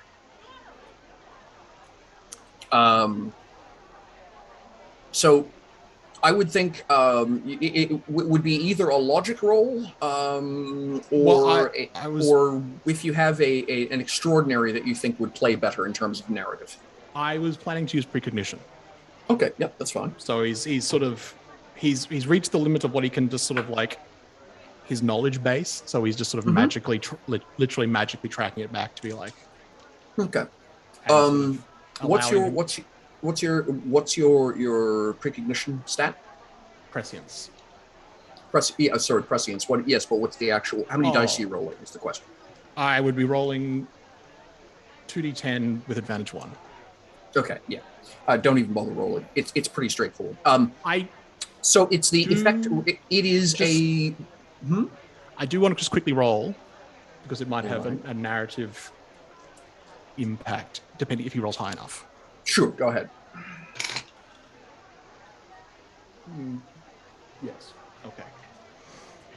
There's an exploding 10, but we've already hit the number. Mhm. Because he has become better at this, but he has yet to know that. Mhm. Okay, very good.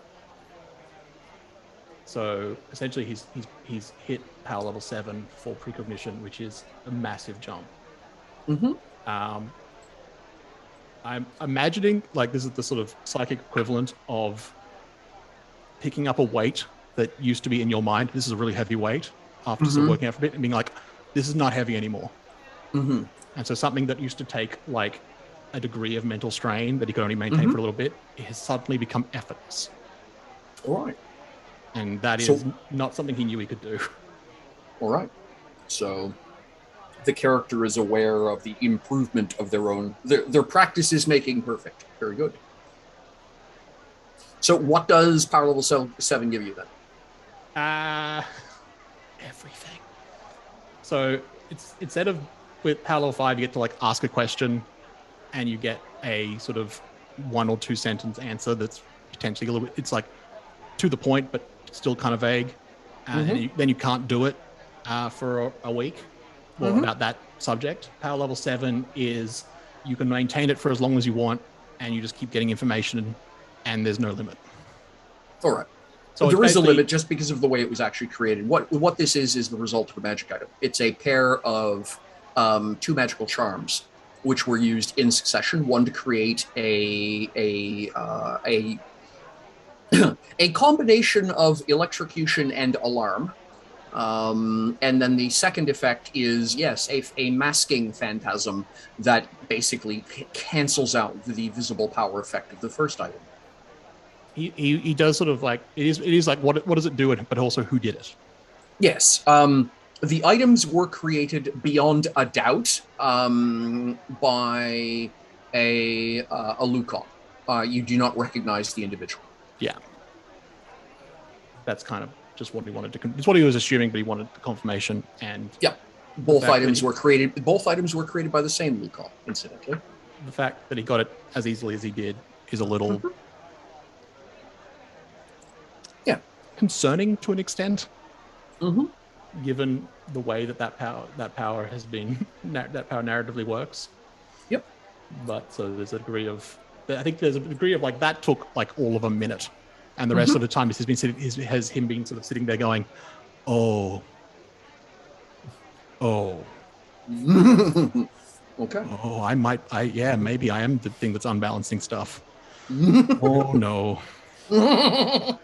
Cool. And this is like when Spider comes out the door and goes, "Where is that bloke?" Yeah, and kind of forgot, just forgets to unobfuscate and go back, and it's just like, and then time goes past as it does, and then you're like, yep. Oh, it's not the same time of day, and also there's a slightly agitated looking spider. Yeah.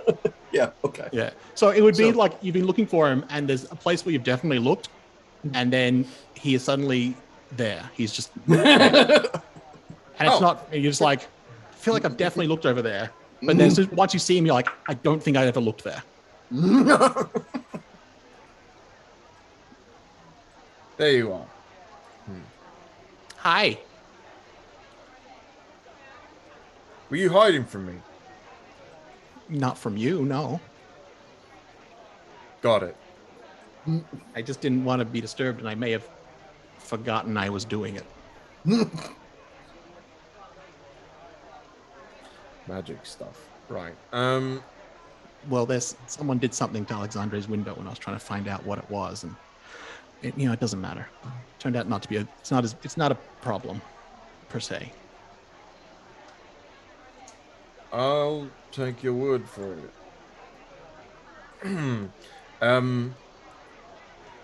There's a meeting tonight where your talents might be of great use to me. I don't know if that's a thing you want to do. I guess it depends on which talents and what meeting. There's some sort of... I don't know the details, but there's some sort of underworld meeting happening in the sewers tonight. I shouldn't call them the sewers. I mean, it's, you know...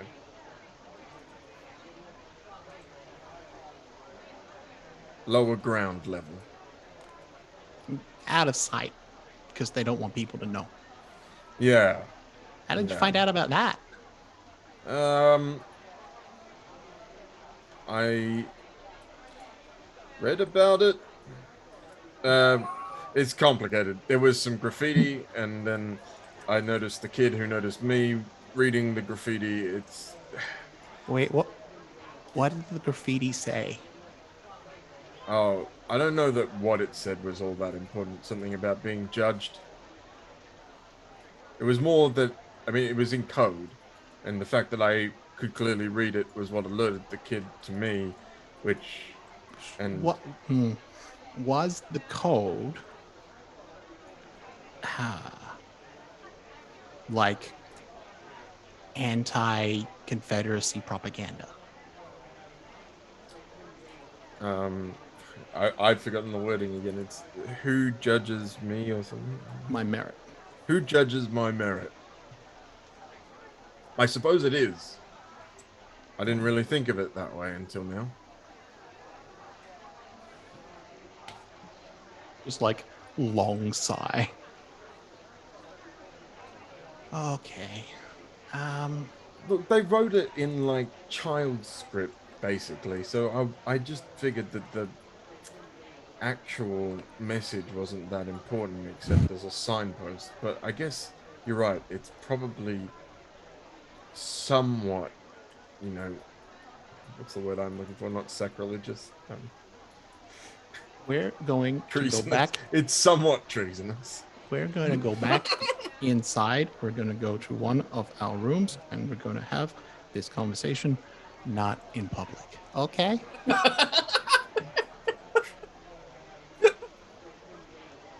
Yeah, that probably sounds like a good idea, my son. You're catching on. You are catching on quick. There was definitely a sort of like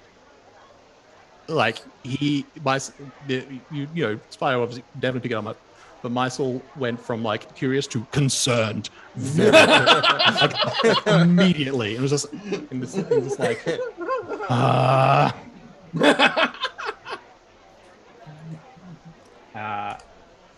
doesn't. I don't particularly like. I don't know who's either room. They go into one of the two rooms. Probably Spider's room. And yeah, we'll say Spider. My soul then like immediately just like puts up a phantasm to stop, and just goes, okay, so hi. You know how there was a conversation I was having with Alexandre, and I didn't particularly want you or Kaz there because there's information which you could probably keep to yourself. You could probably keep to yourself that, but knowing it might be dangerous. Yeah. So, don't tell me that information. Except that you're now going to a meeting where not knowing it might also be dangerous. I see. So you see the situation I'm in. Not really.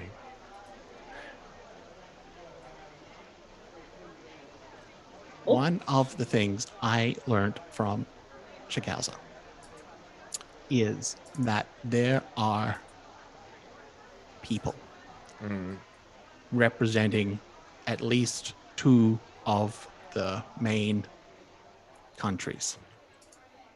And I'm going to go out on a limb and assume the Confederacy is one of them. And they are trying to set things up so that they can essentially start a kind of rebellion that will benefit them, that they can then blame on Alexandre. That is why that other group got taken out by Ch4, the one with the note on the head. Right. So a group that wanted to meet underground that was talking about going to war and potentially against the Confederacy got straight murdered by a zealot assassin who did not look like she was trying very hard to do it. And now there's another meeting with more underground people whose calling card is anti-Confederacy propaganda. Do you see where I'm going with this? Yes, but you probably don't see where I'm going with this. Well, Shagauza is potentially still here.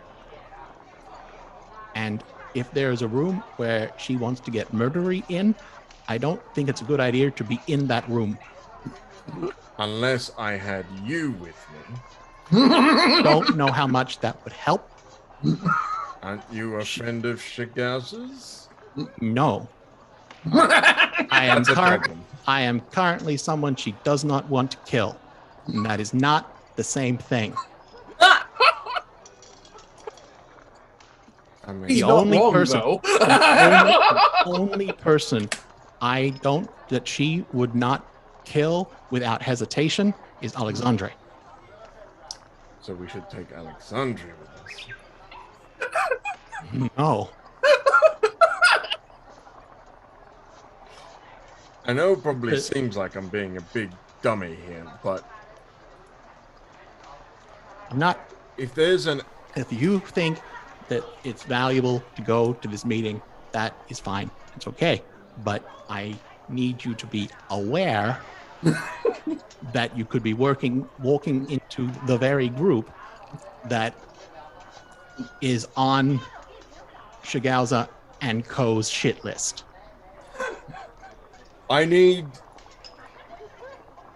I don't want, but I need some more information. Why Oh, yeah. is it a problem?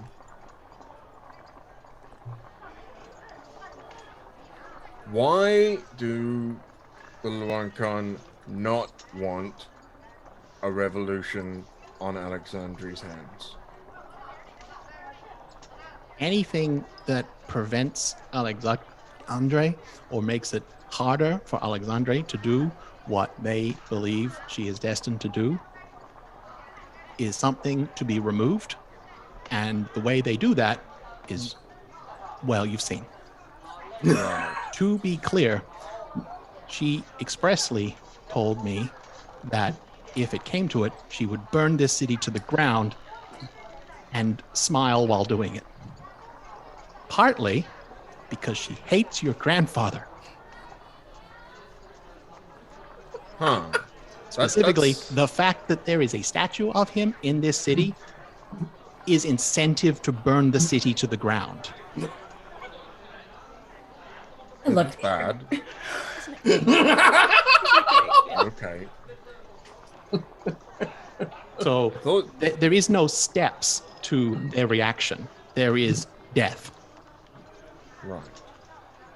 And so while I get needing more information, we definitely need information because, but putting the wrong step is immediate danger.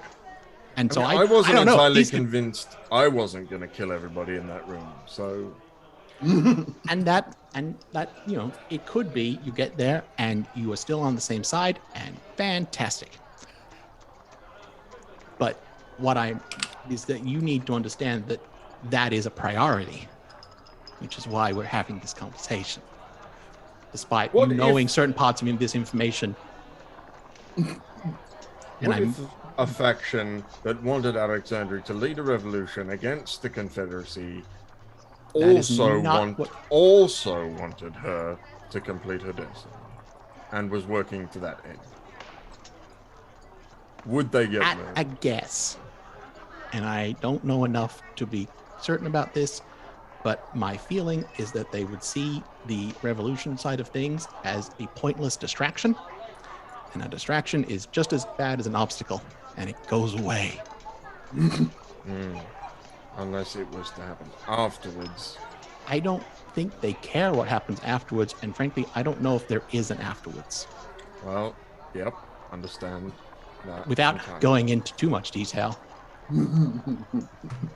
So we see, at the moment we're talking about on the level of nations, and what they're dealing with is so far above that anything beneath it is absolutely disposable. I think I understand your message. Anything that gets in Alexandra's way is a problem, and she shouldn't know about it. I feel like the sheer fact that I've had any kind of contact with her is so far out of how they normally do things. If they had their way, Alexandre would never know they exist. They would have absolutely no contact with her. It would just be, and the things that were deemed as obstacles or distractions would just never reach her. Do they have a problem that we're going to the airship, or that we were planning to go there before heading to the...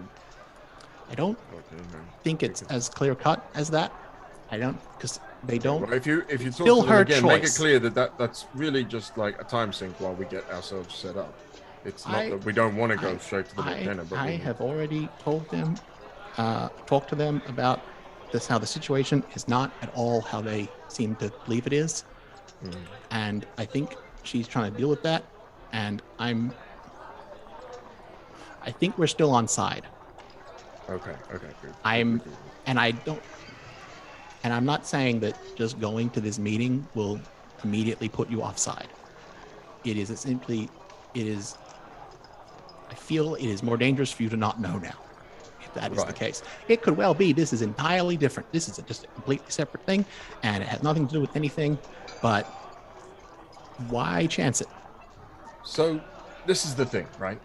Alexandre told me I should be more honest with you. And her, but, whatever. And share my plans more willingly with the people I trust, being you and her and Kazra for some reason.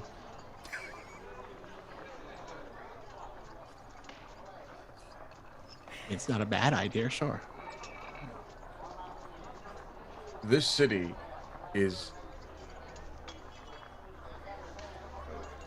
very ripe.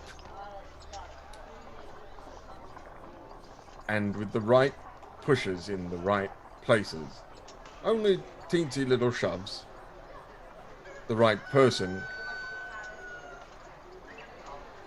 could take control of the whole city.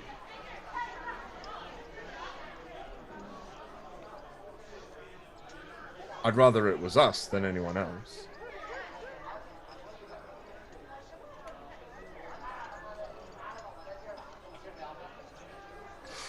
I certainly appreciate that. And I can see the appeal. I think one of the issues, without going into too much detail, which is a weird balancing act. We have this, on this level, we have like a city. And then there's another group that is doing a similar thing of maneuvering, but they're dealing with nations. But with the exact same mindset, just much bigger scale. Well, I mean, stepping ladder. Exactly. And then there's the level that people are trying to put Alexandre on. Yeah, like gods and stuff, I guess. Yeah, but yeah, possibly beyond that. Like we're talking, we got city, nation, and then a bunch of other steps till you get to the point where they're trying to just drop Alexandre, and we can't see that level from where we are. Like, when I tried to find the person that added time to your life, it wasn't a person, it was the concept of time. Not God of time, not someone who can manipulate time, the concept of. And You I don't have only, to run that past me again. when I tried to locate the person your brother had made a deal with, that person, the old witch, lady. the old lady in the woods, what I found was that was not a person.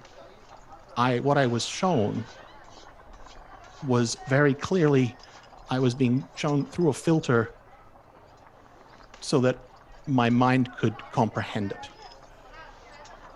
Not, Why? and so I don't know if it did that because it needed to, because it had a specific goal in helping your brother, or if it was just bored. But I think it's working on a level that I potentially just can't comprehend because I'm just a person. Where it is just beyond gods, beyond anything else. It is just a factor of existence. And if that's the scale we're working on, one city is real small.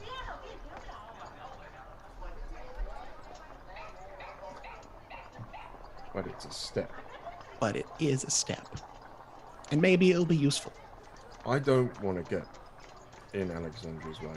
And I don't want to get in the way of the people who want Alexandria to not have anything in her way.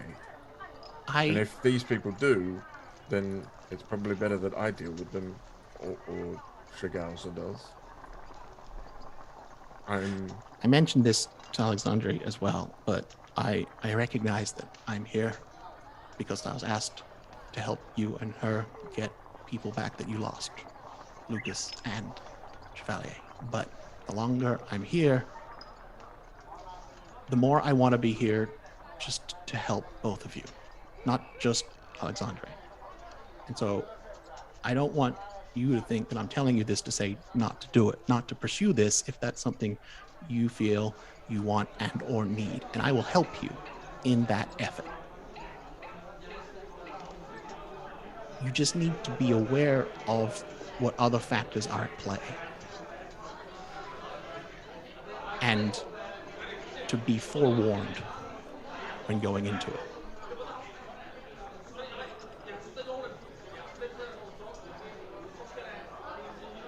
Okay.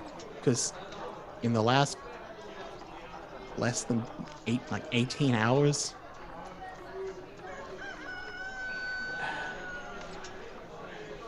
the scope of things just shifted. Yep, definitely getting that.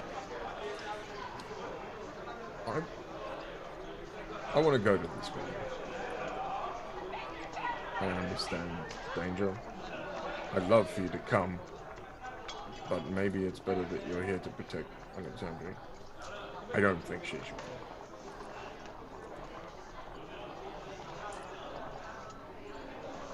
I don't know if she's in direct danger, necessarily. Because as far as I can tell, just about everyone who's interested wants to keep her alive.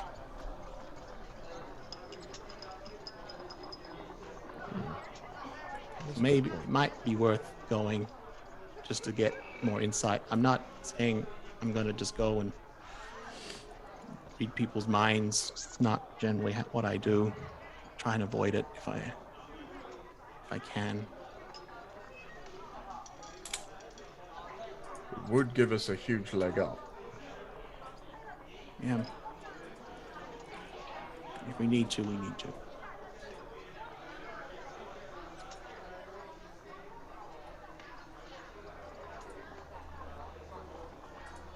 Just don't use it as a go-to.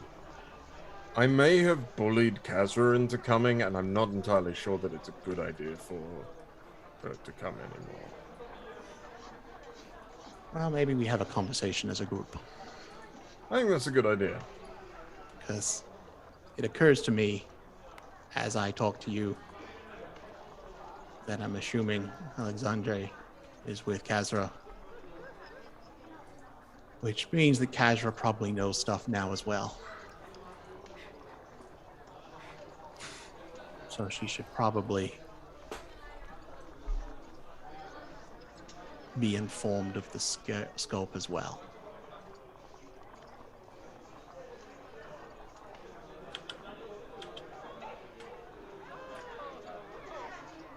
All right. Well, just another list of people who want us dead. Good hope. Well, we play it right. They don't want us dead. Yes. Well, we just need to convince them, right? A fanatical group of zealots dedicated to a cause beyond our knowing. Good. Yep. Shouldn't be too difficult. Oh, well, when you say it like that.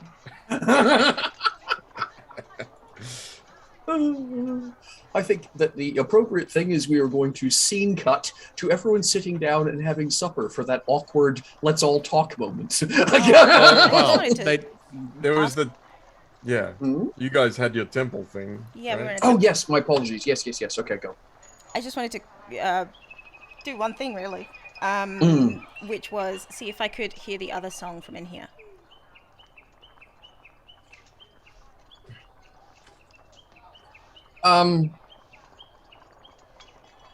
I think the thing which is most obvious is its absolute absence. No rules required.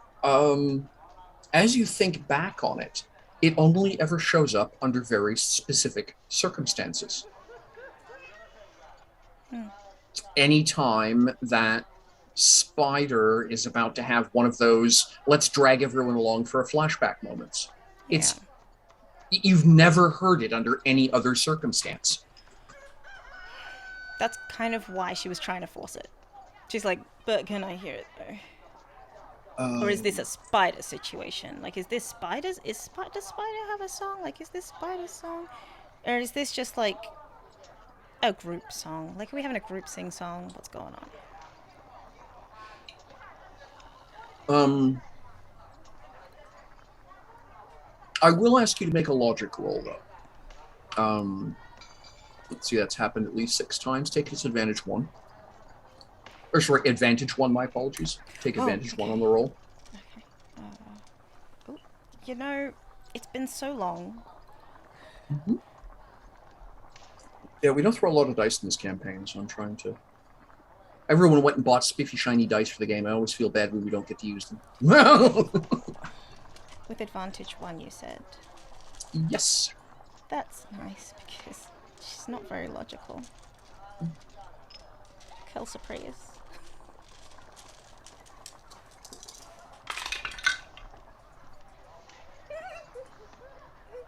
Oh. 6. A total of 6? I rolled a 3 on the d20 and 2 3s on the d4s.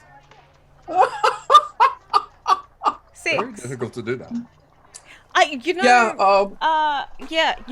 If there was a cosmic revelation hanging around the corner, you've been playing Ring Around the Rosie with it.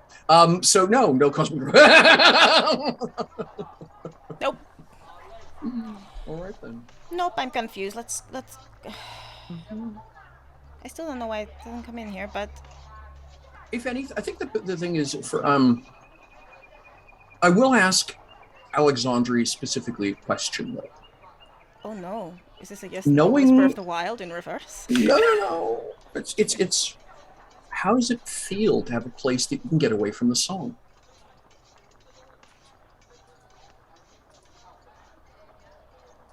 Scary.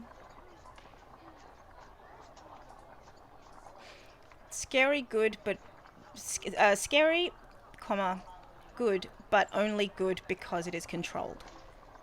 Mm-hmm. She controls that that it's happening. If it were not under her control, she would not like it at all. It would just be scary. Okay. All right then. Does Alexandria explain any of what's going on to Kaz, or is Kaz just a silent bystander, or what does Kaz have to think about all this? Kaz was here before. I was here the first time, and she seemed really scared of it the first time. But now it kind of seems like maybe it's a good thing that this is a place that exists. So she's like chilling as long as Alexandria doesn't try to make her listen to the song again. She's cool. She's not doing that. Okay. It's fine. Yeah. All right. Nothing then. different. Let's go back. Something I'm missing. I don't know what it is. I thought you wanted to. Okay. I just figured you wanted to get away from this thing that's kind of your life, but also kind of scary right now, I guess.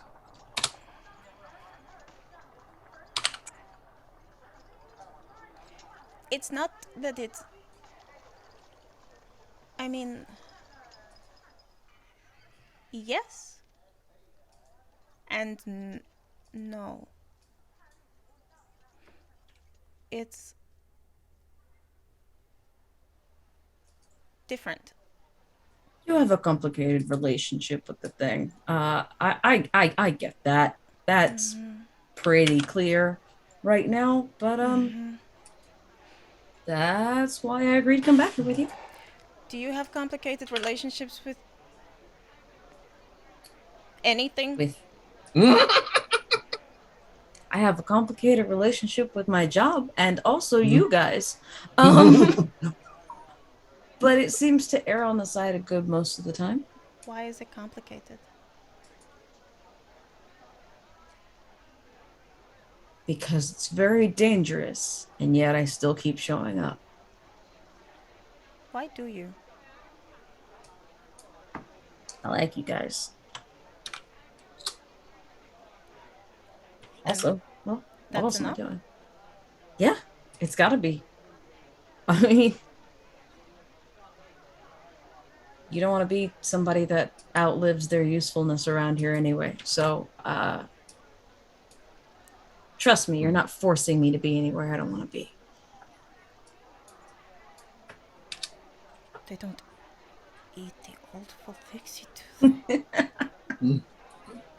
No, the old ones are faster than the young ones. So.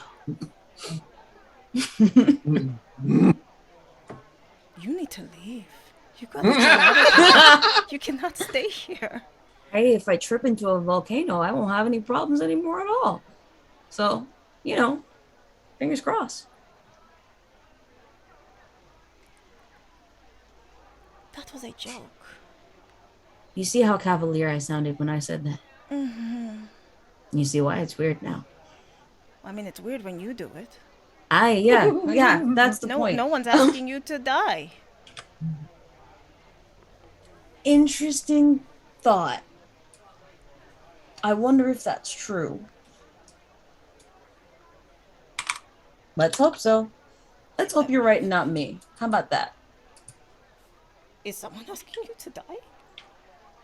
Well, no, but they did send me here with you guys. So there is that. You said that you were not supposed to die. That's what I thought too.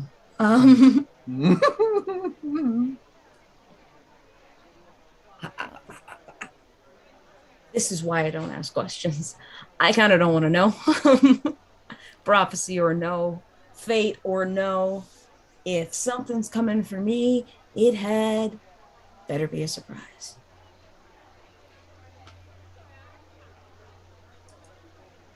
Okay. I hope it is surprising.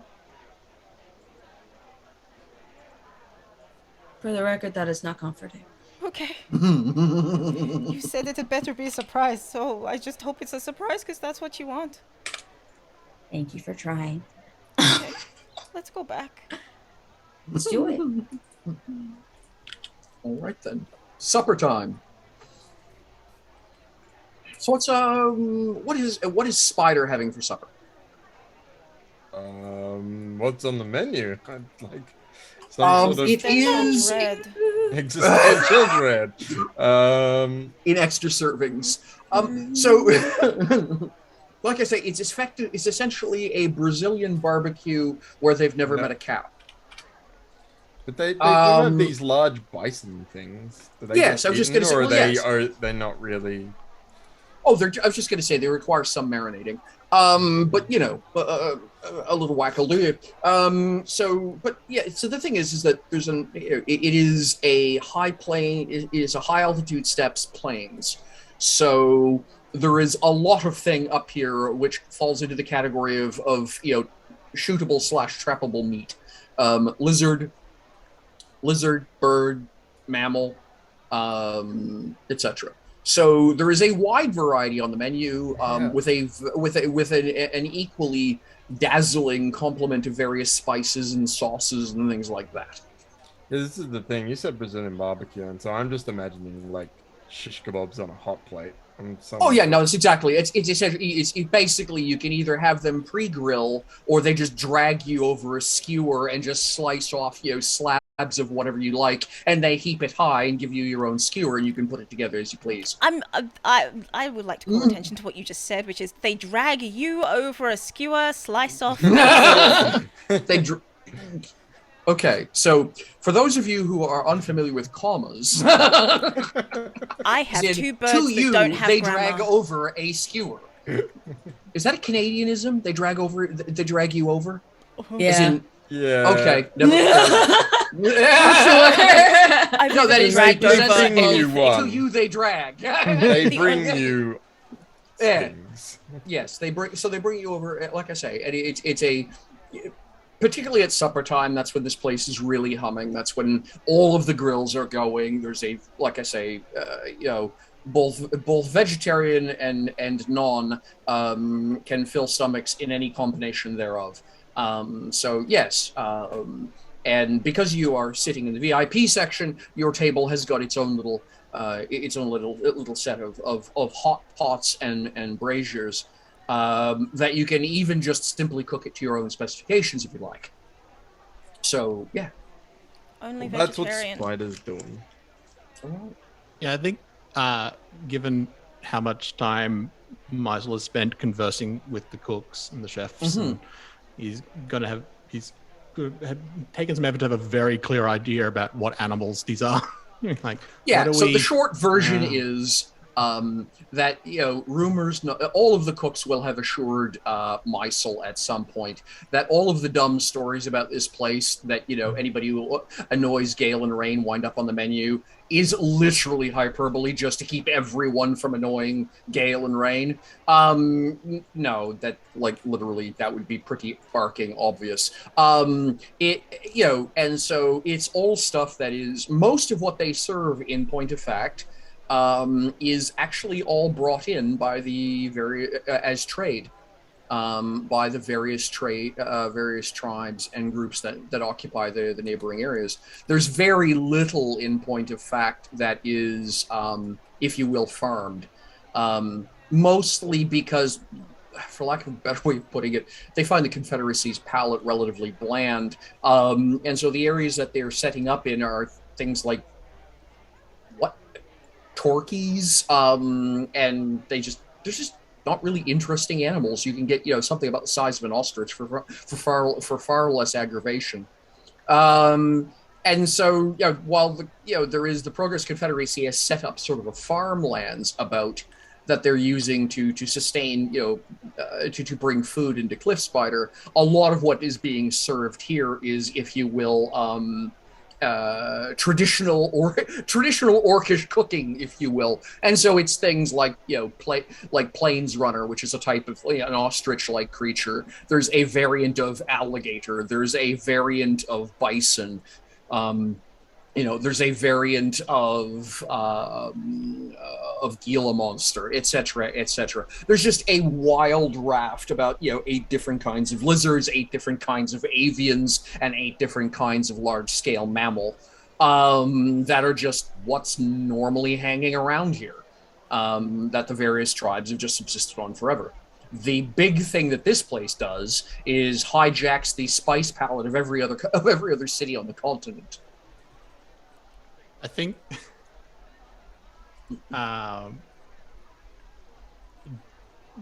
just sort of occurred to me. I think Meisel has ordered something that has definitely been was referred to him as traditional orcish food that he remembers first trying when it was this avant-garde dish. And I like that. then everyone went, no, that's not gonna be a thing. That's not gonna catch on. That's not- Why would you That's- serve it that way? But yeah. That's very cute. All right. What about Kazra? What's Kazra having for supper? Mostly vegetarian fare. She's having a kebab probably or two. She, will char a couple of things. It's like I said, it's mostly vegetarian fare. She also did eat a lot of candy earlier. Yeah, I was going to point that out. She's Yep. not incredibly packaged at the moment. But yeah, that's kind of where she's at today. Yeah, sure. For those of you who are interested, a reminder that that's what the place looks like. So yeah, and you're going to be and yeah, what about Alexandria? What's Alexandria having for supper? Existential dread and the vegetarian option, please. Existential dread and the vegetarian option. You will be getting some really odd looks. The bird, they can kind of get their head around, okay, vegetarian, but why would, okay, never mind. We'll, whatever you like. Whatever you want. Yep, the boss has made it clear, whatever y'all want, it's what you get. Don't, no irritating the pristine guests. So yeah, you will have some excellent food all the way around, good service, complimentary bottle of complimentary mulled wine or bottle of French. It's hydromel, sparkling mead. Yum. Very nice. Is there Alexandria will not. is there anyone else at the VIP table, or is it just us? No, it's just you lot. Gale and Rain will almost invariably, what you've discovered over the past few days of staying here, is that they will drop by sometime to play Happy Hostess and find out how you are doing, and if there's anything that y'all need help with, and trade a little bit of gossip, and et cetera, and just basically be giddy and social, and then they will trot on as they do their rounds around the place, but they always stop at your table first. What are you all talking about?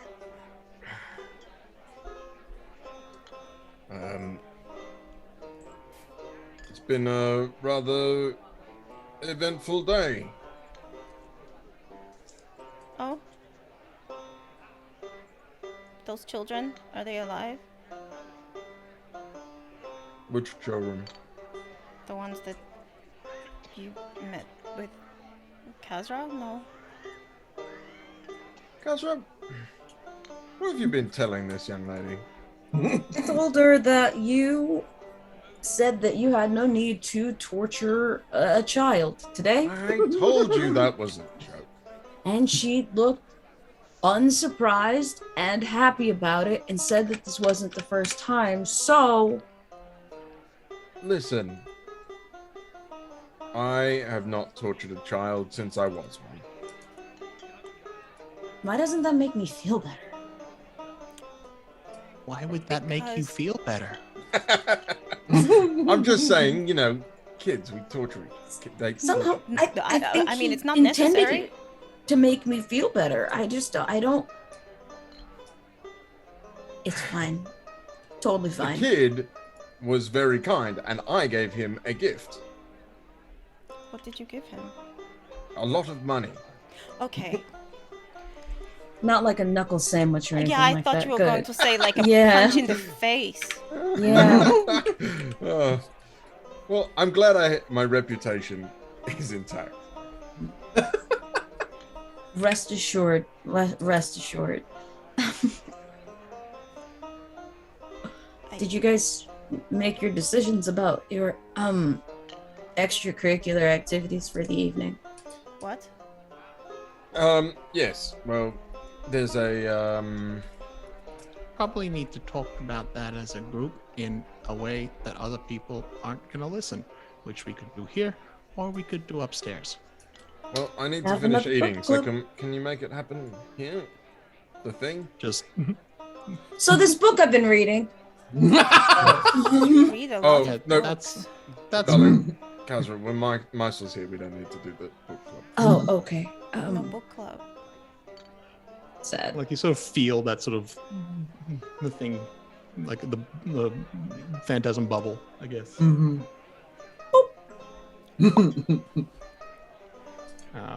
Which from the Not gonna outside, get I it. should it just looks they're just like they're still having dinner and probably talking about something mundane. And if anyone ever comes in, just might as well make sure he's timed it so he can sort of be his hand can just matches the illusion and actually something to grab the thing. Mm-hmm. Potentially just like drops it as needed if people are if people come up and just sort Okay. of, but you know, Mm-hmm. otherwise it just looks like a from outside. It just looks like If Meisel ever cuts into the conversation saying something completely non sequitur, we all follow along. I think he makes sure like because you keeping you in aware of its presence, I guess, so that you know if it is or is not there. I'll just tell the pineapple joke again.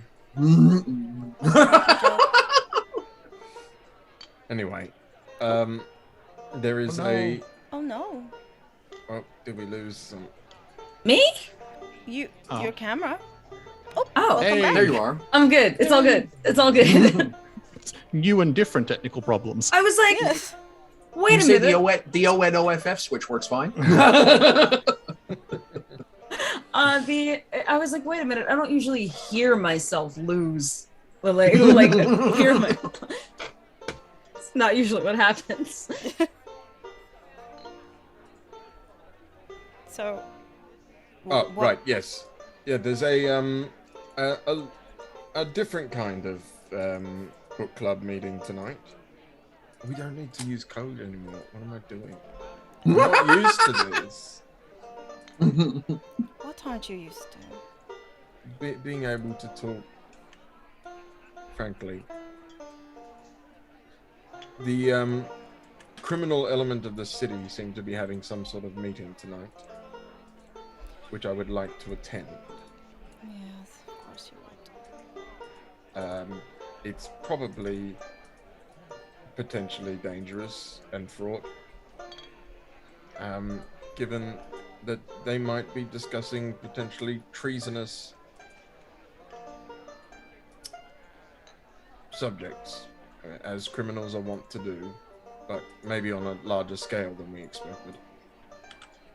So what? Are they going to like start a war against me tonight? Is that? Not against you. Oh.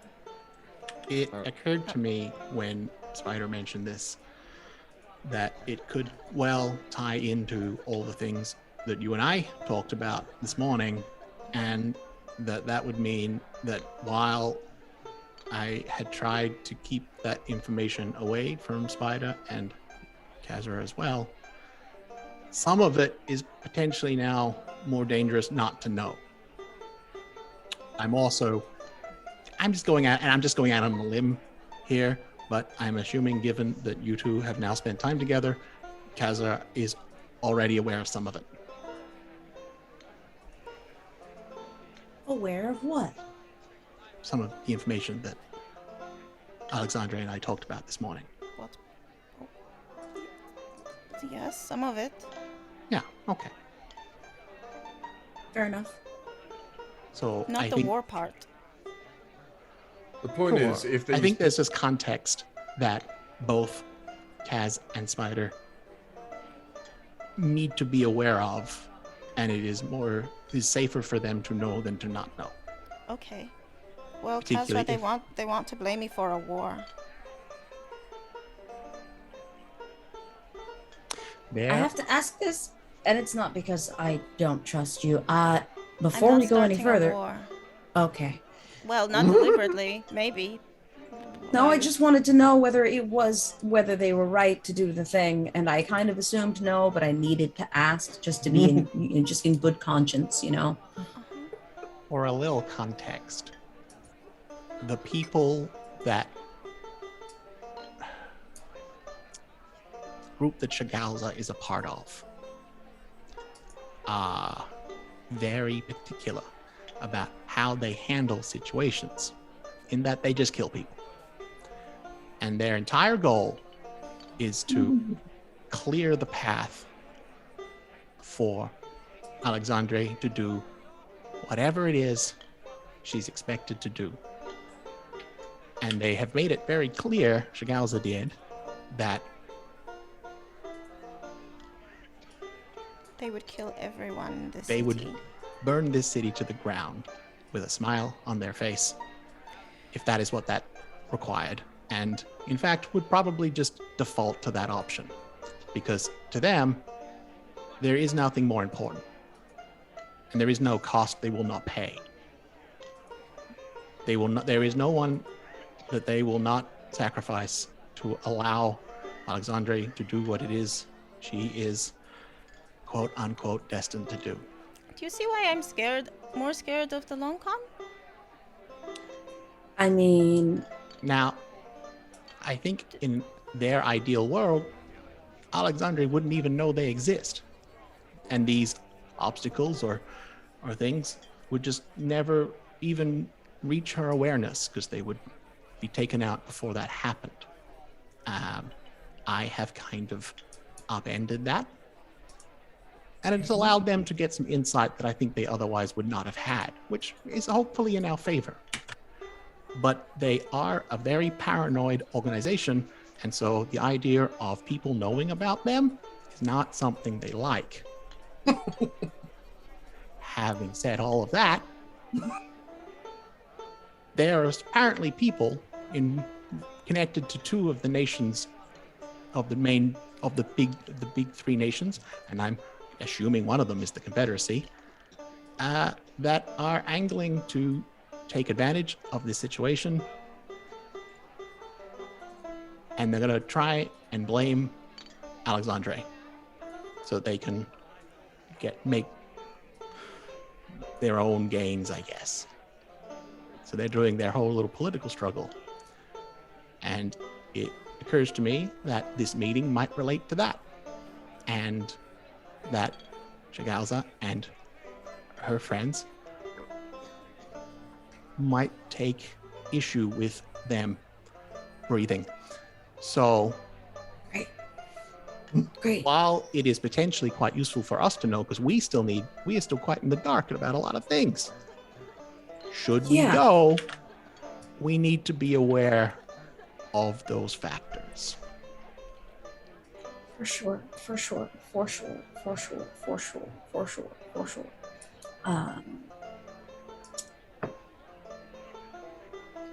And you need to be aware that, I guess, sharing whatever information you have learned could be dangerous.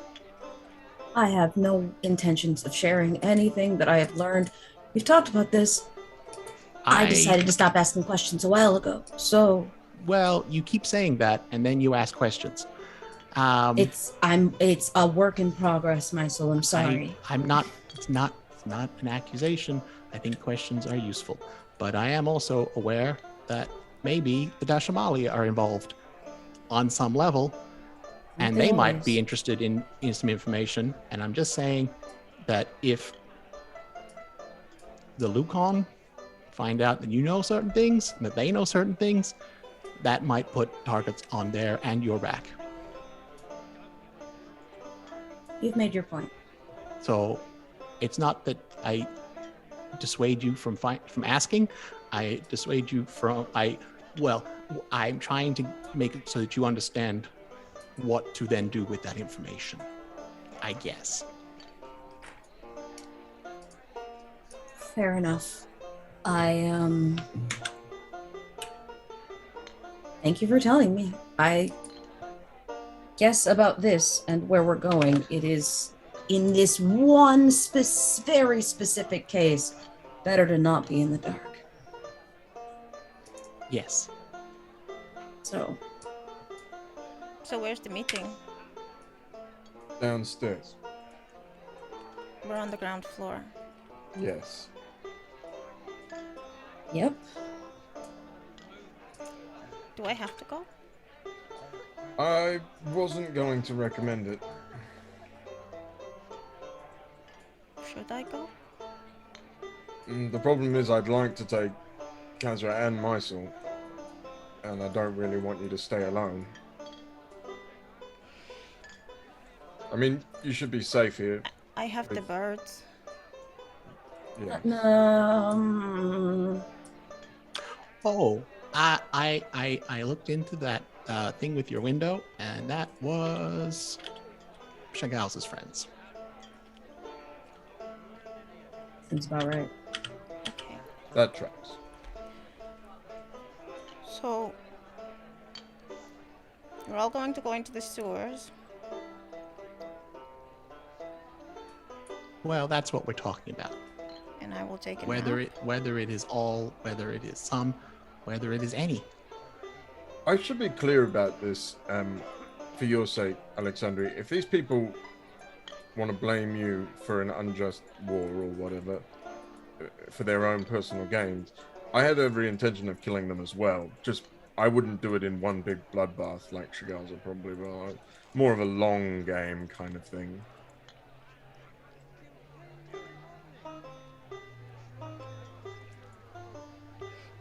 Kazra, do you see why I'm cavalier about things? No. No. I've never felt less cavalier in my life.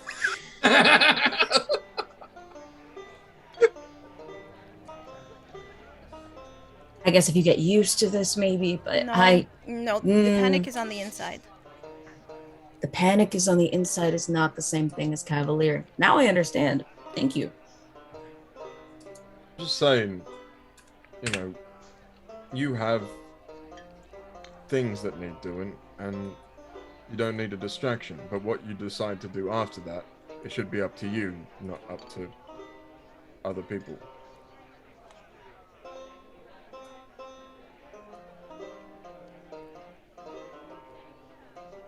What if there's not an after? Deal with that hurdle when we get to it. You keep saying that, and Well, because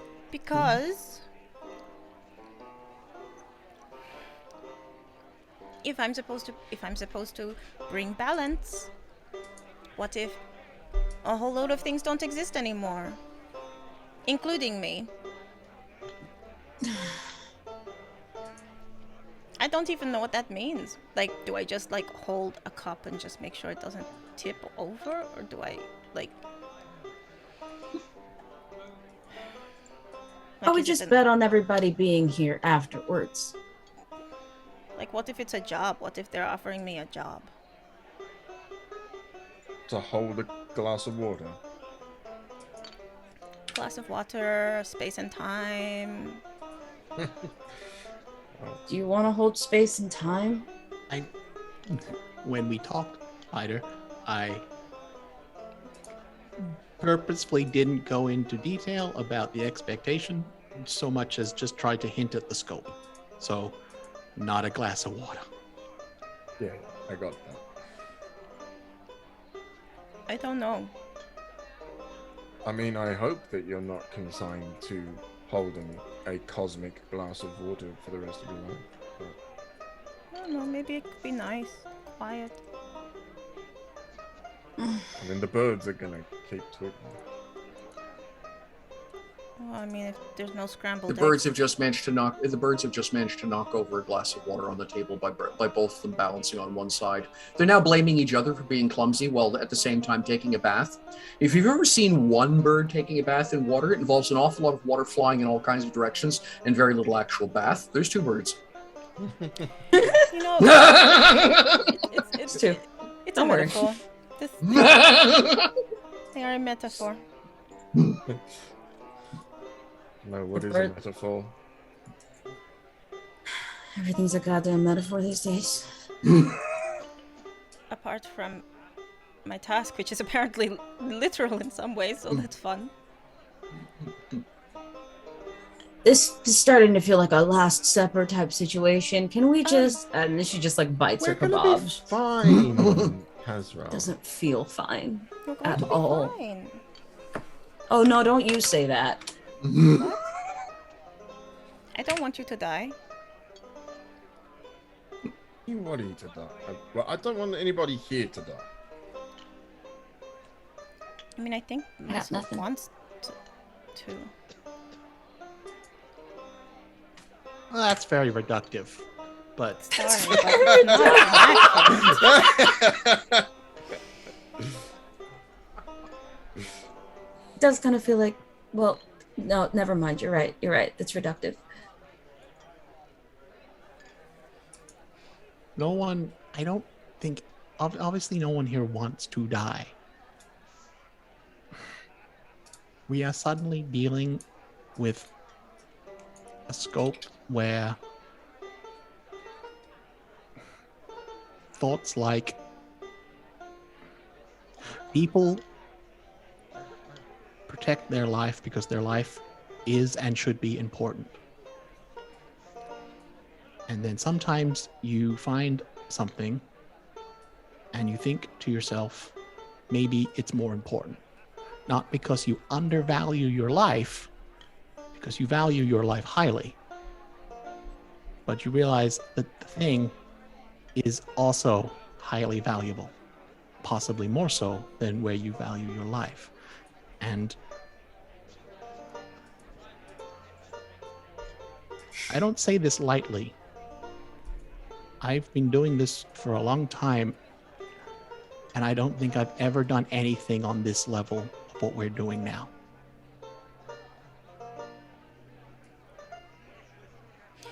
It's strange, isn't it?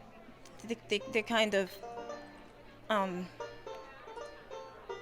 very unique concern that occurs when a 1500-year-old child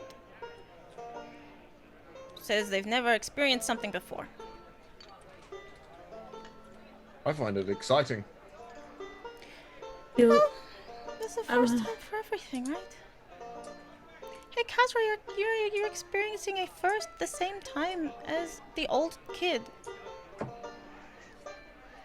Yep, I sure am. But to be fair, everything that I've experienced since I met you guys has been a first. So But not for we're the talking kid. we're talking about being used to strange things. That's the one. At least in terms of balance, we kind of, as a group, represent the scope of that with possibly the oldest mortal individual, with someone here of the most newly arrived race. It's kind of pretty when you think about it. It is nice to think about. Poetic. I'm still scared I'm going to have to kill you all, but it's okay. Listen, if you do, you should know that there are going to be feathers everywhere. Oh well, in that case, let's just not do that. That seems like a lot of work. Yeah. You can never get feathers out. That's not. Yeah, no. that's all I'm saying. If you do, you should know it's going to be very inconvenient for you.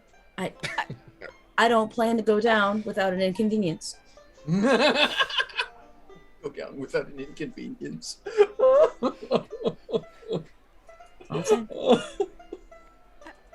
I kind of want that to be the end. I'm just going. That's it. We're That's a done, good folks. I line. can't go better than that. It doesn't get better than that. It doesn't get better than that. That's it. We're done. Good night. Pick up next time in the sewers. Yes, no, that's exactly it. We will resume next week as you folks arrive at your destination and find out what all this is about. We never decided whether it was going to be all of us, but like that's fine. We can decide. I was just going to say, I'm presuming at this point that the inability to decide that it is not means that you will. That sounds right to me. Yeah. I can't figure out who we're leaving behind, so I guess we're all going. Like me and Sam is definitely like, man, it'd be nice to do something where it's the whole group, rather than like it's constantly being like paired or individuals. Yeah. It's like For once, we're not splitting the party. stuff all the rest on a meta level. Let's just do it again. Let's just do it as a group. I just think it would be hilarious to have Alexandria in a sewer. So I'm for it. Me, Chantel is for it. Alexandria is not. Look, Let's leave it there. We will just presume that some fancy logic was done involving convincing and possibly tequila, and thus we will begin next session with y'all arriving. That's way worse. Here we go. Okay. Well, That is brilliant. I'll say goodbye. Yep. Au Thank you all. But Thanks everybody for hanging out with us. Good night. Bye, everyone. Bye.